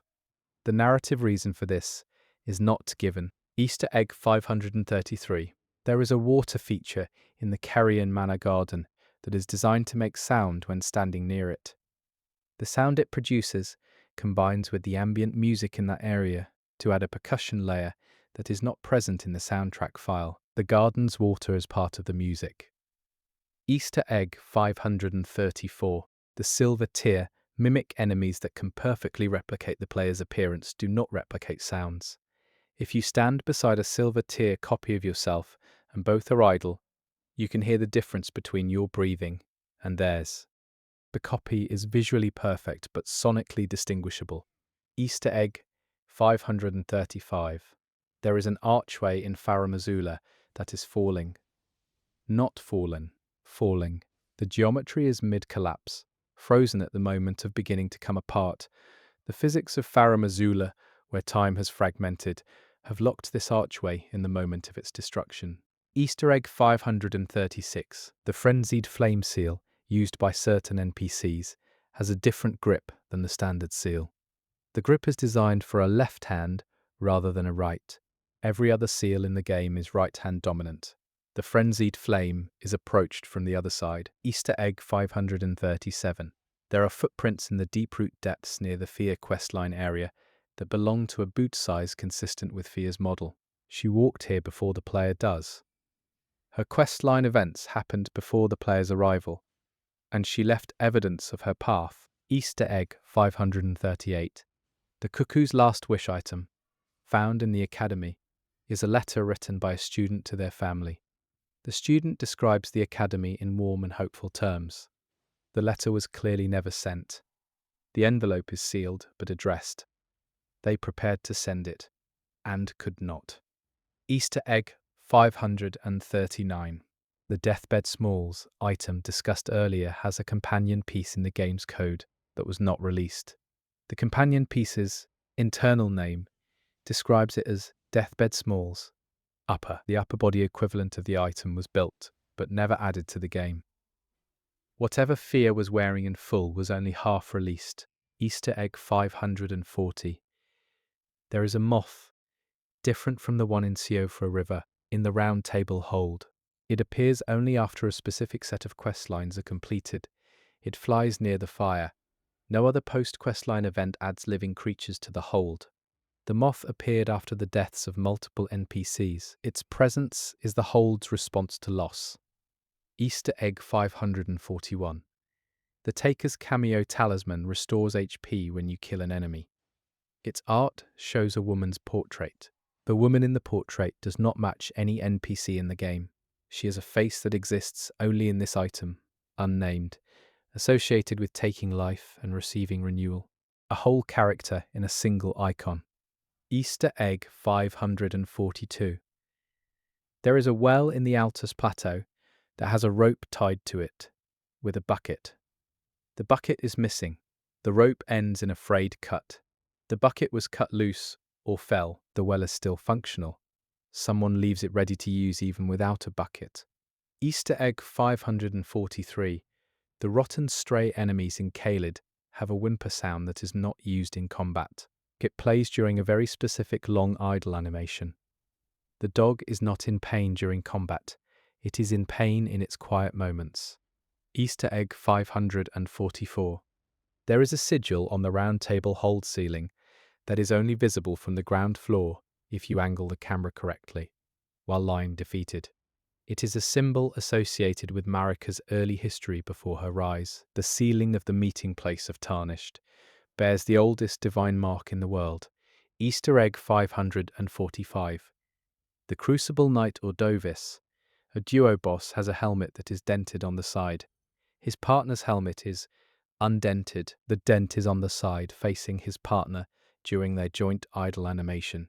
They hurt each other at some point, or he took a blow his partner did not. Easter egg 546. There is a ladder in Raya Lucaria that goes up one floor and then continues as a separate ladder going further up on the opposite wall. The two ladders do not connect. To get from one to the other, you must traverse the floor between them. This architecture suggests a deliberate separation of those going up from those coming down. Easter egg 547. The Erd tree's leaves fall in one direction across the entire lands between. If you stand in any outdoor area and watch the falling golden leaves, they drift east. East is the direction of the rising sun, and also the direction the game places Leyndell relative to most of the world. The leaves fall toward the capital. Easter egg 548. There is a water stain on the wall of the Round Table Hold library that maps exactly to the shape of the lands between, as drawn on the game's map. The stain was there before any cartography item is found. The map of the world exists as a watermark in the first place of safety. Easter egg 549. The name of the boss encounter. Margit the Fell Omen uses the word fell in a historically specific way, meaning fierce or terrible. But fell also means to cut down, and Margit's function in the lore is to cut down those who would ascend. Both meanings apply perfectly, and both are archaic enough that most players will only register one. Easter egg 550. The lands between has a sky that changes color temperature between summer and winter in the in-game calendar. Players who have tracked this over long play sessions have documented cooler skies in the later months of the year. The world has seasons. They proceed regardless of whether anyone is watching. Easter egg 551.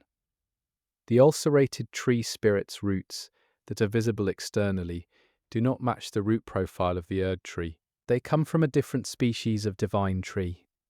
Something else grew here before the Erd tree arrived, and the ulcerated spirits grew from it. Easter egg 552. There is a body in the mountain tops of the giants, wearing full armor that has been undisturbed by weather, animals, or scavengers. In a region exposed to the harshest environment in the game, this body is intact. The armor's preservation is consistent with enchantment rather than natural resistance. Easter egg 553. The Gold Mask NPC. The wordless prophet always faces the sun. Every time you encounter him, he is oriented towards the highest point of light in the sky at that time of day. He is tracking the sun without stopping for conversation or observation. Easter egg 554. There is a hidden audio event in Stormvale Castle that triggers if the player waits for an entire in-game day cycle in the throne room without leaving. The audio event is a brief melody played on a harpsichord-like instrument. It occurs once and never again in that playthrough. Players who have triggered it describe it as a reward for stillness. Easter egg 555. The Elden Ring's shard locations. Once you have visited each one, form a specific pattern on the map when connected by lines. The pattern is not a geometric shape associated with any lore element. Players have debated what it depicts. The majority consensus is that it is not a symbol. It is a path, a route from a beginning to an end that does not correspond to any recommended order of play. Easter egg 556. There is a chest in the Ainsel River main that contains an item not available elsewhere in the game. The item is a note. The note describes a chest in a location matching the chest's own location. The note is inside its own location. It is a document about itself. Easter egg 557. The character Patches, across all From Software games, has always been given a version of the same backstory. In Elden Ring, his backstory is slightly different in one detail. He was not always a thief. There was something else before. The one line that changes the pattern is buried deep in optional dialogue that most players skip. Easter egg 558. There is a location at the edge of the Lands Between map where the terrain visibly ends and geometry simplifies. If you reach this edge using movement exploits, you can see the backside of the world's sky dome. The back of the sky is plain grey. The world ends in grey, and the grey is what was always behind everything. Easter egg 559. The Golden Order Principia item, a scripture of the Golden Order religion, has a chapter structure that mirrors the structure of the game's main questline in order. Chapter 1 corresponds to Limgrave. Chapter 7 corresponds to the finale. This was mapped by a community member who read every chapter against the game's narrative stages. Easter egg 560. There is a spot in the Leyndell sewers where the architecture changes from the Erd Tree era construction style to an older style in a single wall. The older style has been painted over to match the newer construction, but the paint has peeled in the corner, and the original stone is visible beneath. The capital was built on something it tried to cover. Easter egg 561. The Carian Study Hall has a clock tower that most players never reach. At the top of the tower is an astronomical instrument pointed at a specific location in the sky. If you follow the line of sight on the game's sky model, the instrument points at the location where the moon is during Rani's questline climax. The hall was built to watch that moment. Easter egg 562. There is a pair of locked gates in Farum Azula. They open with a gesture rather than a key. The gesture required is one of the emotes available to the player from the start of the game. Most players have the ability to open these gates, but never discover the mechanic. Easter egg 563. The ancestral follower javelin enemies have two different throwing animations. One is accurate, and one is not. The inaccurate throw is used when the player is on holy ground. One possible reading is that they hesitate when attacking on sacred terrain, and hesitation affects aim. Easter egg 564. There is a corpse in the Volcano Manor area that is positioned seated at a table. The corpse is wearing formal clothes rather than armor. The table in front of them has an empty cup. They sat here to drink something, and they died having finished it. A peaceful death in a terrible place. Easter egg 565. The serpent snail enemies found near the Volcano Manor have a trailing slime effect. The slime paths they leave behind, if you map them, cover the same territory repeatedly and always end near heat sources. They are finding warmth. Their patrol routes are comfort-seeking, not defensive. Easter egg 566. There is a torch in Celia, town of sorcery, that is behind a sealed barrier. The torch is lit, the barrier prevents access. Whatever sealed the barrier either could not extinguish the torch or chose not to. The barrier and the flame are coexisting, one trapping the other, but the flame continues. Easter egg 567. The Isserand hatchet weapon has a frost breath that activates on jump attacks. This is a unique mechanic not shared with similar weapons of its class. The frost breath was not in early patch versions. It was added later. The weapon changed after release, and no patch note specifically called attention to it. Players discovered the change. Easter egg 568. There is a carving in the deep root depths that shows figures prostrating before a root. The root being prostrated to is not the Erd tree root. The shape is different, branching in a pattern inconsistent with every Erd tree root visible elsewhere. Something was worshipped down here that grew from a different tree. Easter egg 569. The silver scarab talisman, which improves item discovery, has an icon that shows the scarab in mid-flight. All other talisman icons show the depicted creature or object at rest. This scarab is the only actively moving image among all the talisman icons. Easter egg 570. There is a message on the wall of the Farum Azula temple entrance that uses the present tense. All other ancient writings in the game use the past tense. This message describes something currently happening, as if it was written in a place where the present is not fixed. Easter egg 571. The Bloodhound Knight Darrywell, an Evergale boss, has dialogue that suggests he remembers being imprisoned. Most Evergale bosses simply attack. Darrywell says something before attacking. That implies awareness of his long captivity. He knows how long it has been. Easter egg 572. There is a detail in the fog of Liurnia of the lakes where the fog is shaped differently near ruins than in open water. Over ruins, the fog is columnar. Over open water, it is horizontal. The ruins change the shape of the fog above them, as if the structures exhale. Easter egg 573. The Cleanrot Knight armor's description says the knights maintained the purity of their purpose, even as the rot consumed them. The rust pattern in the armor texture follows a specific direction that goes from the extremities toward the torso. The rot came from the outside and moved inward, and it still did not corrupt their center. Easter egg 574. There is a body at the base of the Erd tree, in the real-world accessible area, who has been there long enough that the grass has grown around them, not over them, around them. The body has been there since before the events of the game, and no one has moved it. Easter egg 575.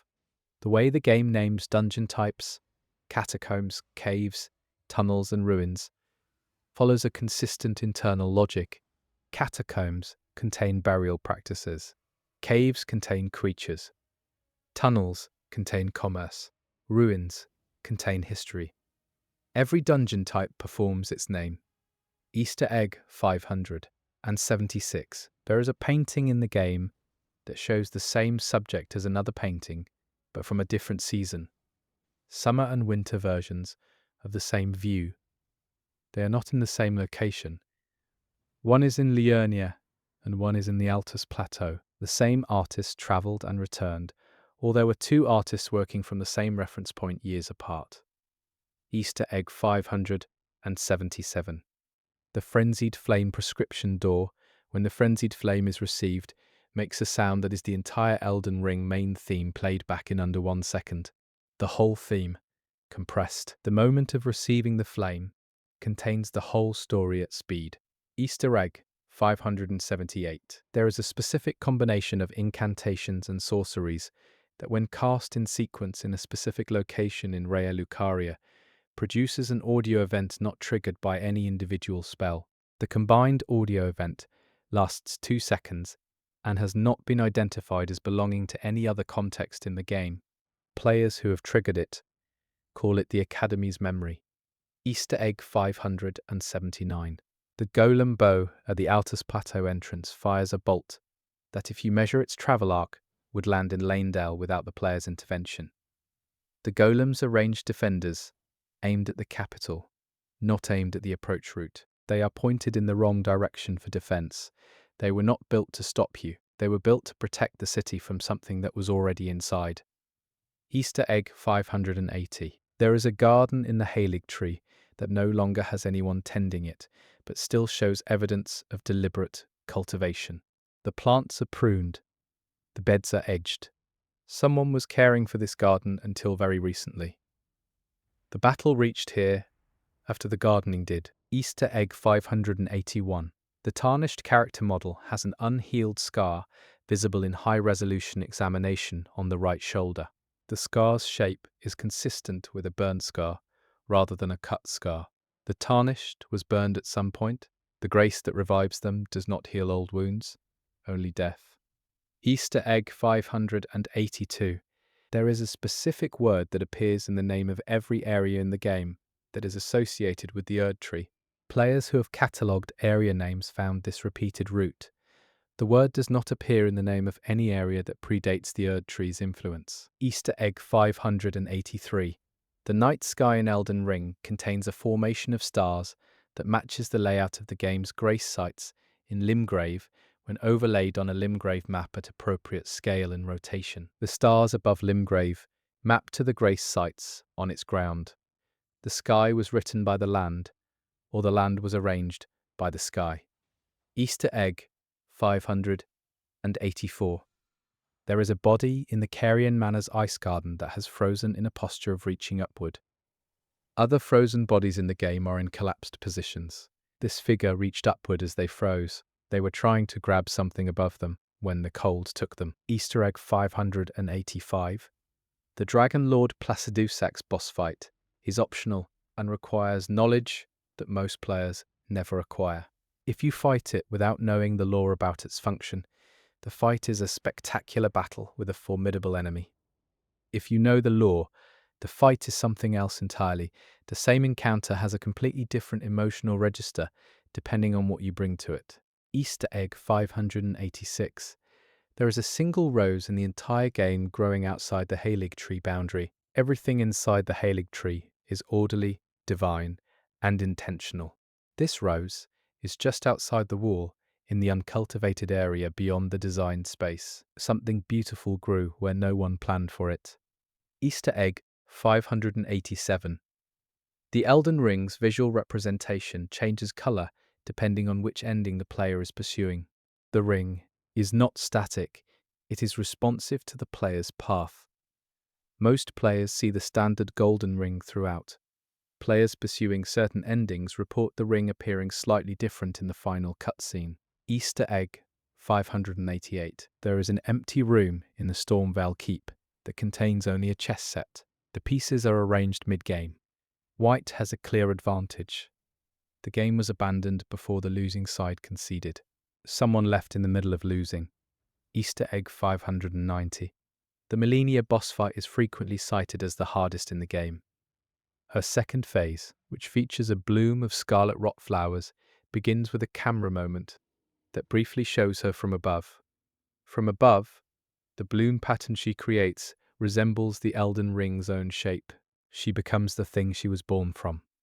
Easter egg 590. There is a prayer flag in Caelid that is still fluttering. Every other flag in Caelid is still and rotted. This one moves. The wind that moves it is coming from a direction with no identifiable source. It has been moving since before the rot. Easter egg 591. The Crucible Hornblade weapon, mentioned before for the word doubt, has a secondary inscription on the pommel that is only visible in extreme close-up. The inscription is not translated anywhere, but a community member identified it as using the oldest known script in the game, associated with the period before the Elden Ring's creation. Easter egg 592. There is a locked room in Raya Lucaria that contains a painting of the moon in a frame that is too small for the painting. The canvas is clearly larger than the frame it was placed in. The painting was not made for this room. It was moved here and fit as best it could be. Easter egg 593. The sound the Erd tree makes in the wind is audible everywhere in the outdoor areas of the game. Players have confirmed it persists, even when the tree is not visible, and even when the wind direction should carry the sound away. The Erd tree's sound does not follow wind physics. Easter egg 594. There is a bridge in Faramazula that is intact despite the rest of the area crumbling. The bridge connects two platforms with no strategic significance. It is the only complete structure in a region of fragments. Someone preserved this bridge specifically, or something about its construction made it resistant to the temporal collapse around it. Easter egg 595. The Godfrey boss fight's second phase transition involves Godfrey roaring and summoning the spirit of his lion companion. The lion's spirit has a wound on its shoulder that corresponds exactly to a scar visible on Godfrey's shoulder. They share a scar. They were wounded together. Easter egg 596. There is a secret passage in the Academy of Raya Lucaria that connects two floors normally separated by a long staircase. The passage is narrow, and the entrance is concealed behind a bookshelf. The bookshelf's concealment is consistent with academic architecture in the real world, where secret passages are traditionally hidden behind book storage.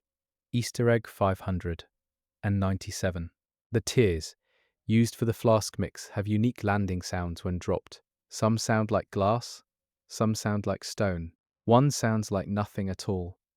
The tear that produces no sound when dropped is the Crimson Burst Crystal tear, the one associated with recovery from near death.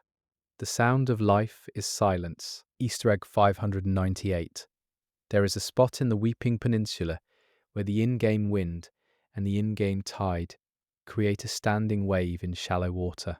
This is consistent with the physics of real standing waves. It is a wave that does not move, trapped between two forces. The game simulated it without calling attention to it. Easter egg 599. The Lanedale Royal soldiers, who are still alive when you arrive, are fewer than the ones whose armor sets you find. The living soldiers are outnumbered by the traces of soldiers who are already gone. The ones you fight are the remainder. The capital lost most of its defenders before you were a threat. Easter egg 600. The Elden Ring, at the center of everything, is described as a thing of grace and also as a thing of order. The distinction between those two words matters enormously in the game's philosophy, but the ring holds both at once. Order can be decreed. Grace cannot. The ring contains something that cannot be contained, and the game is about what happens when that becomes impossible to maintain. Easter egg 601. The spiked, cracked tear, when mixed into the wondrous physic flask, causes the player's body to visually crackle with energy. The crackle pattern is the same pattern used for the Elden Star's incantation's projectile trail. The physic and the oldest incantation share a visual language. Easter egg 602. There is a cave painting in the Dragon Barrow that is the only cave painting in the entire game. It depicts a group of figures around a fire. The figures are not human in proportion. Their arms are too long. This painting was made before humanity took its current form. Easter egg 603. The Golden Order seal item has an inscription visible only when the item is held at a specific angle to a light source in photo mode. The inscription is the same line used in the Tarnished's oath, repeated 3 times in decreasing size. The faith tool is covered in the words of the faithless aspirant. Easter egg 604. There is a spring of water near the Church of Vows in Liurnia that is slightly warmer than the surrounding lake water, visible through visual steam effects. The church offers absolution. The water near it is warm. Whether this is metaphorical design or a coincidence of environmental layering has not been determined. Easter egg 605. The Marika statues throughout the game all show her in the same pose, one hand raised, one at her side. But the raised hand's palm faces outward in most statues and inward in the statues found underground. The same figure, the same gesture, but the direction changes depending on who it was meant for. Easter egg 606. There is a shield found in Stormvale that belongs to a knight whose questline takes place entirely outside Stormvale. The shield being inside the castle means the knight, or someone close to them, was here before the questline begins. Their history in this castle is never acknowledged. Easter egg 607. The Nox enemies, described as descended from people who tried to reach the stars and were driven underground as punishment, have attack animations that always end with a vertical motion, upward or downward. Their final attack pose is always vertical. They are still oriented toward the sky they were denied. Easter egg 608. There is a journal near the Altus Plateau that has entries from 3 different writers. The handwriting changes between entries, and so does the tone. The last entry is in a handwriting that appears in a note found much earlier in the game. In Limgrave, the last person to write in this journal started their journey far to the west. Easter egg 609. The fog in Liurnia of the lakes has a height that corresponds to the waterline of the flooded buildings beneath. The fog sits at the surface of what used to be ground level before the flooding. The fog is tracing the original landscape. Easter egg 610. There is an area in the Altus Plateau where the ground texture briefly shows a pattern from a completely different region's tile set. A patch of Lanedale stone texture appears in a field. The error was not corrected in any patch. It is a small piece of the capital that escaped. Easter egg 611. The rotten crystal sword, a variant of the crystal sword, has a rot element that the original does not. The crystal was not inherently rot-infected. Something happened to this specific sword.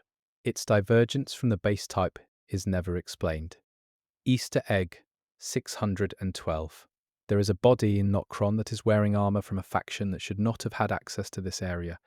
Getting to Nokron from the surface requires Radahn to be defeated and a specific entry point discovered. The faction this body belongs to had no obvious way to reach this location.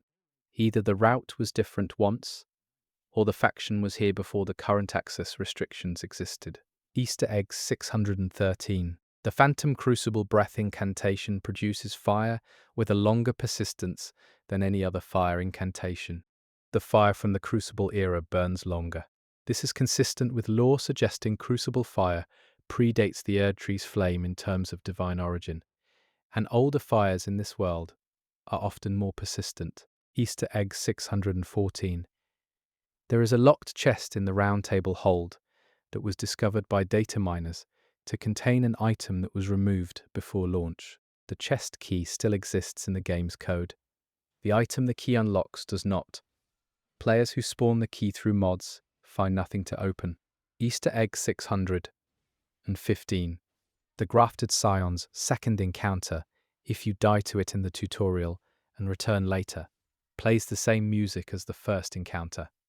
But your stats have changed enormously. The music has not adapted. It still treats this as the most dangerous thing you have ever faced, which is untrue now. The music is behind the story. Easter egg 616. There is a path in Siofra River that leads to a cliff overlooking a body of water. The water below has a current.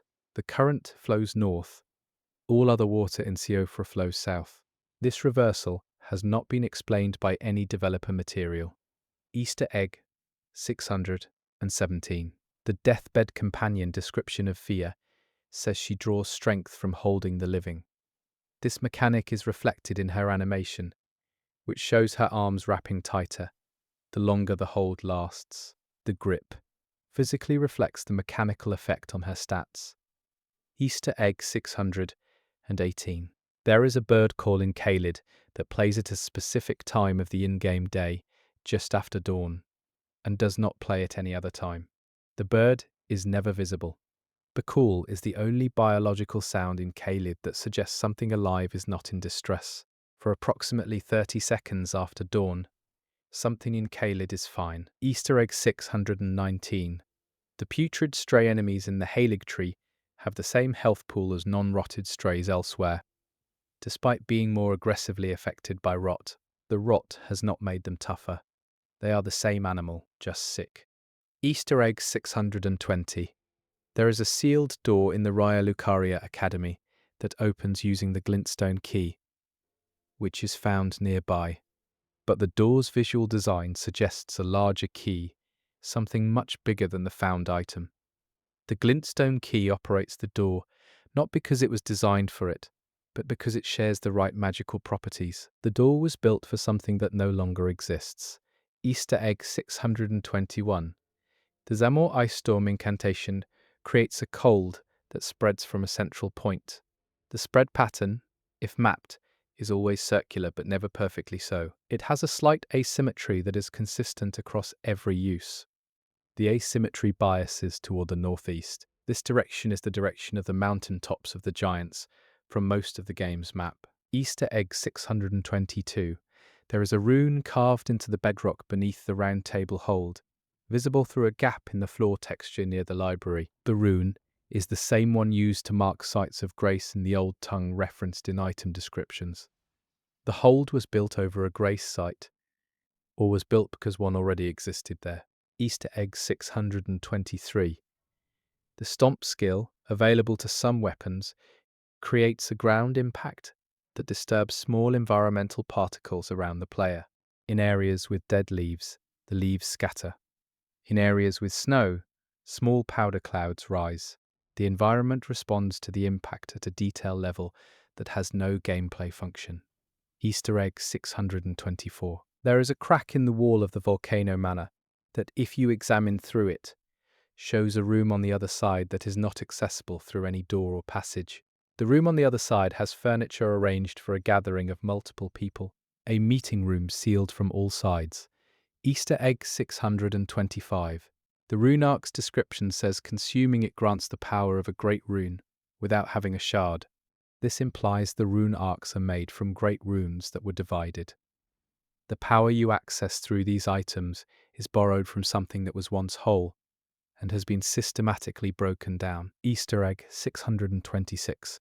There is a rain particle in the Langdale area that is golden rather than clear. It was clearly intended to be ash rather than rain, a carryover from the Ashen Capital version of the area. It appears in one specific courtyard as golden falling particles during rainstorms. The two states of the city briefly coexist in this courtyard. Easter egg 627. The rotten greatbow weapon fires arrows with a rot cloud that lingers, but the cloud's colour is slightly more pink than the standard scarlet rot visual, suggesting this rot is at an earlier stage of development. Rotten weapons in Elden Ring distinguish between advanced and active rot at the colour level. Easter egg 628. There is a single chair in the entire Faramazula area. It is in a room that is barely accessible and contains no loot. The chair faces a window that looks out on the sky. Whoever sat in this chair before time broke came here just to look outside. Easter egg 629. The two endings most players reach, Age of Fracture and Age of the Erd Tree, use almost identical closing visuals. The differences are visible only in the color temperature of the final sky and in whether the player character stands or kneels. Standing and kneeling under the same sky are the entire distance between these two futures. Easter egg 630. There is a location in Limgrave where the Erd tree is reflected in water, and the reflection is larger than the actual tree above. The tree in the reflection extends beyond the frame of the water surface. Whatever the water is showing is not just the tree as it is, but the tree as something else perceives it. Easter egg 631. The twinned armor worn by D, Hunter of the Dead, has its twin's version in the game as a separate item. The twin's armor is found in the same general area as D's questline conclusion. The twin did not wear his armor when you find it. He left it, or it was left behind, after an event you may or may not have witnessed. Easter egg 632.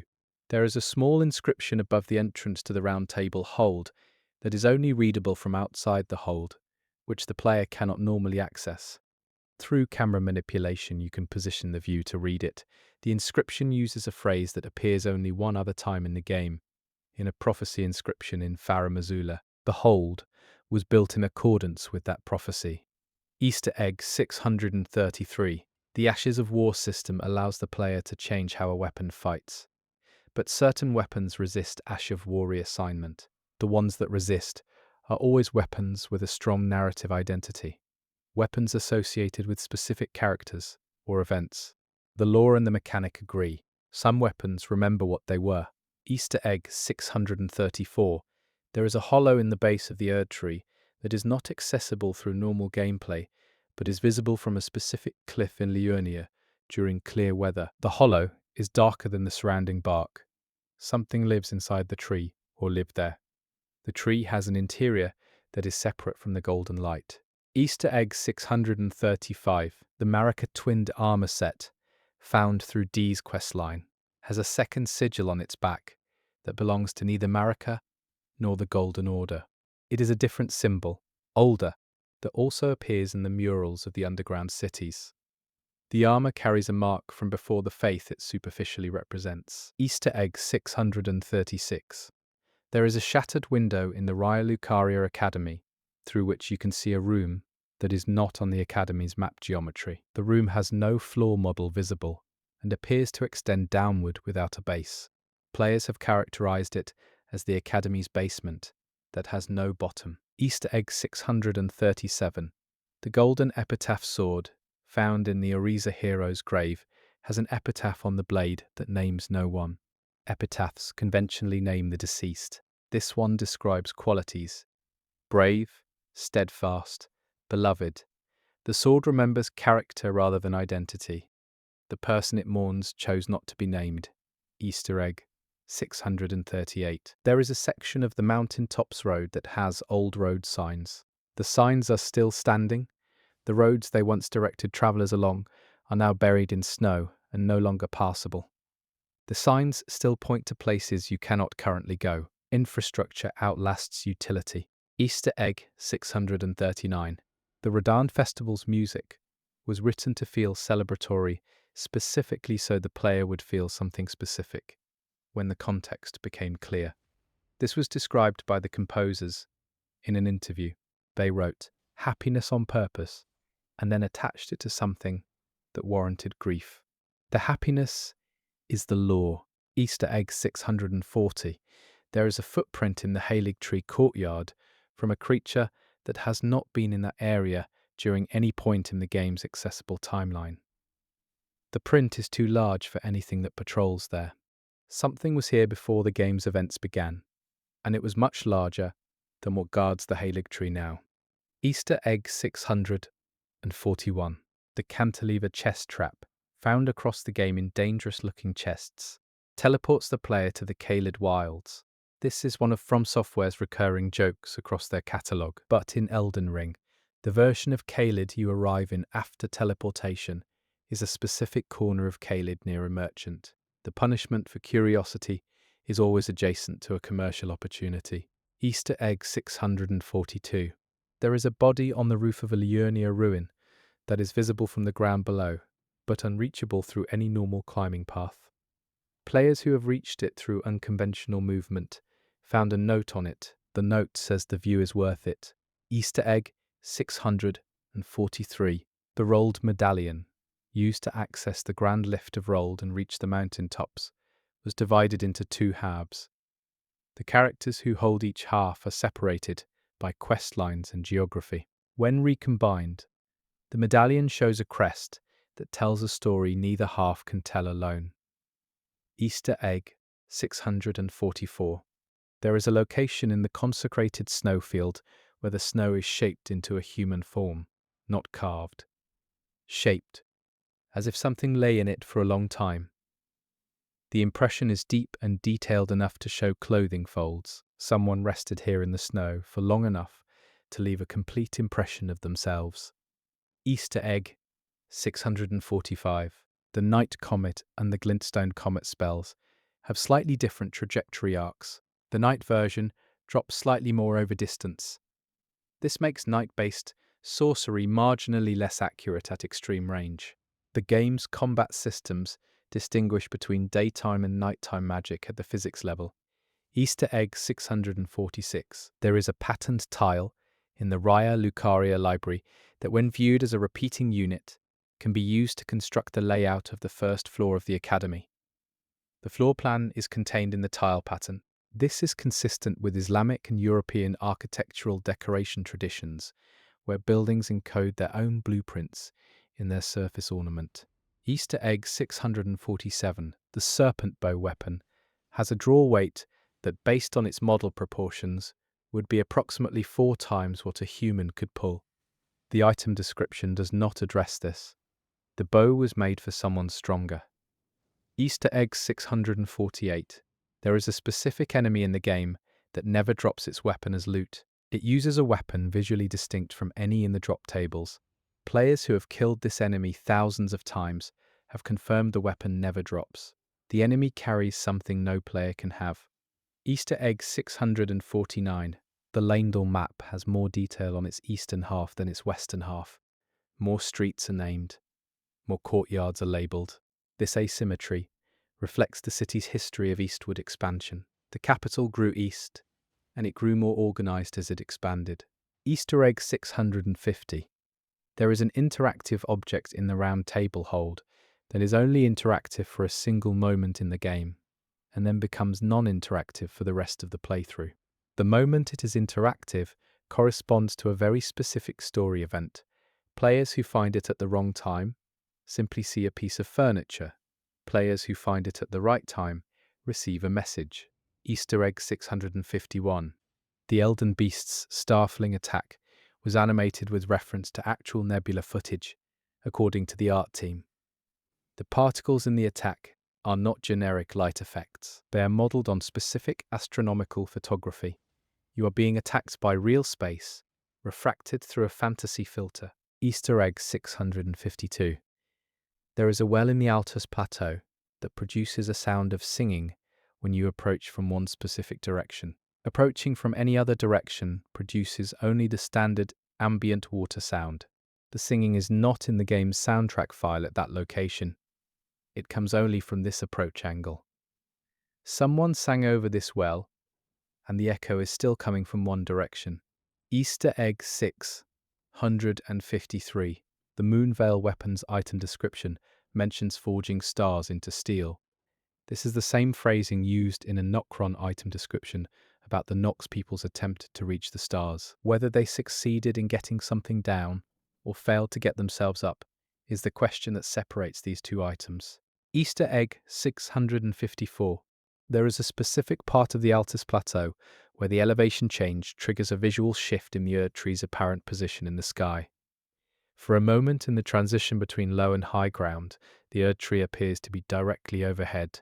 You are below it. You cannot feel this at ground level, but the geometry makes it briefly true as you climb. Easter egg 655. The holy damage type in Elden Ring is specifically less effective against undead. This is counterintuitive to players from other games, where holy damages undead. Elden Ring's lore explains that the undead in this world are sustained by grace, which is the same source as holy power. Holy does not destroy what it created. Easter egg 656.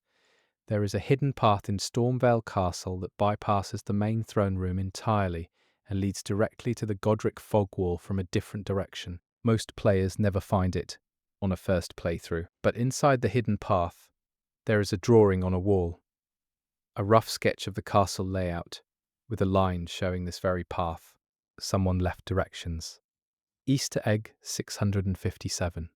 The Graven Mass Talisman, which condenses the lives of Albinaurix, is cold to the touch, according to no item description, but its visual rendering includes frost edge particles consistent with items associated with cold temperatures in the game's visual language.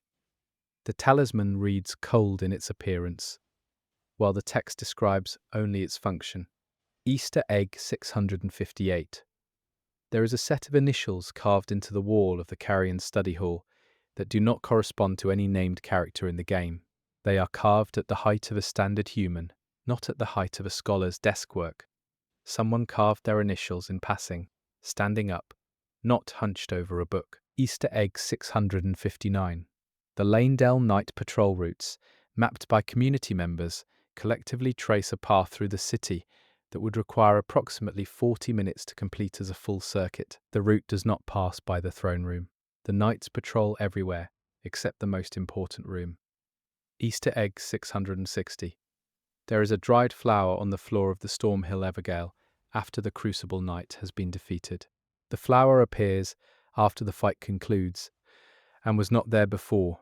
The knight brought it in, or it fell from him when he died. A dried flower inside a cage, designed for a being that has been imprisoned for centuries. Easter egg 661. The Way of White Corona incantation creates a spinning ring of light. The ring's diameter exactly matches the diameter of the Elden Ring, as depicted in the opening cinematic. The incantation casts the ring at its cinematic scale. You are throwing the object of the entire story as a weapon. Easter egg 662. There is a body at the top of the Stormvale watchtower that is holding a telescope. The telescope is pointing toward the distant glow of Lanedale. Whoever this was, they spent their last moments watching the capital from the farthest defensible point of the castle. They were watching for something to come from that direction. Easter egg 663. The fingerprint pattern on the fingerprint stone shield, confirmed by a forensic analyst in the community as a real fingerprint, has a scar running through it. The fingerprint was taken from a living person who had injured that thumb before being used as the mold source for the shield. Easter egg 664. There is a corridor in Faramazula where the architecture on one wall is from a completely different stylistic period than the architecture on the opposite wall. The two walls face each other, but were built centuries apart. In a place where time collapsed, the ages stand side by side and look at each other across a narrow hallway. Easter egg 665. The bell bearings, given by merchants to be passed on after their deaths, are described as carriers of knowledge and trade routes. If you give all of them to the twin maiden husks, the husks' combined stock includes items from every region of the game. The merchant network, in death, consolidates. All roads lead to the hold. Easter egg 666. There is a passage in the Ainsel River that is blocked by a collapsed ceiling. The ceiling above the collapse, visible through the debris, has a painting on it. The painting is cut off by the collapse. The complete image is irrecoverable in normal play, but data miners found the full texture, which shows the Elden Ring before it shattered. Easter egg 667. The Tarnished's rune count, the in-game currency, has a cap that most players never reach in a single session. The cap is a specific number. That number also appears in the item description for the Elden Remembrance, the most powerful remembrance in the game. As the count of lives contained within it, the maximum runes you can carry is the number of lives in the Elden Remembrance. The ceiling of power is measured in lives. Easter egg 668. There is a locked room in the Lanedale Castle district that requires a key dropped by an enemy not obviously associated with locked rooms. The key is also dropped rarely, making most players never find it. Inside the room is a painting showing the lands between from above, from a perspective no character in the lore could achieve. Someone in this world saw it from the sky. Easter egg 669. The round table holds doors are all proportioned for someone larger than the standard human model. Not by a lot, but consistently. Every doorframe is slightly taller and wider than the tarnished character. The hold was built for bigger visitors, or the tarnished have gotten smaller. Easter egg 670. There is a sound in the mountain tops of the giants that occurs at a specific elevation, not on the ground and not at the highest peaks, but in the middle range. A low-frequency hum that is not wind and not ambient music. It is felt more than heard. Players who discovered it have mapped the elevation band and found it corresponds to the altitude of the ancient giant settlements before they were destroyed. Easter egg 671. The Elden Ring hides a joke in the celestial dew item description. The description references purifying the spirit before approaching the divine. But celestial dew is used for absolution, meaning forgiving you for attacking NPCs. The divine purification is an apology system. Easter egg 672. There is a trapdoor in Stormvale that the player can open only once per playthrough. On subsequent openings, it leads to a different room than the first time. This behavior was discovered by players who expected a different result on repeat playthroughs and were surprised to find an alternate destination. The game uses the trapdoor twice.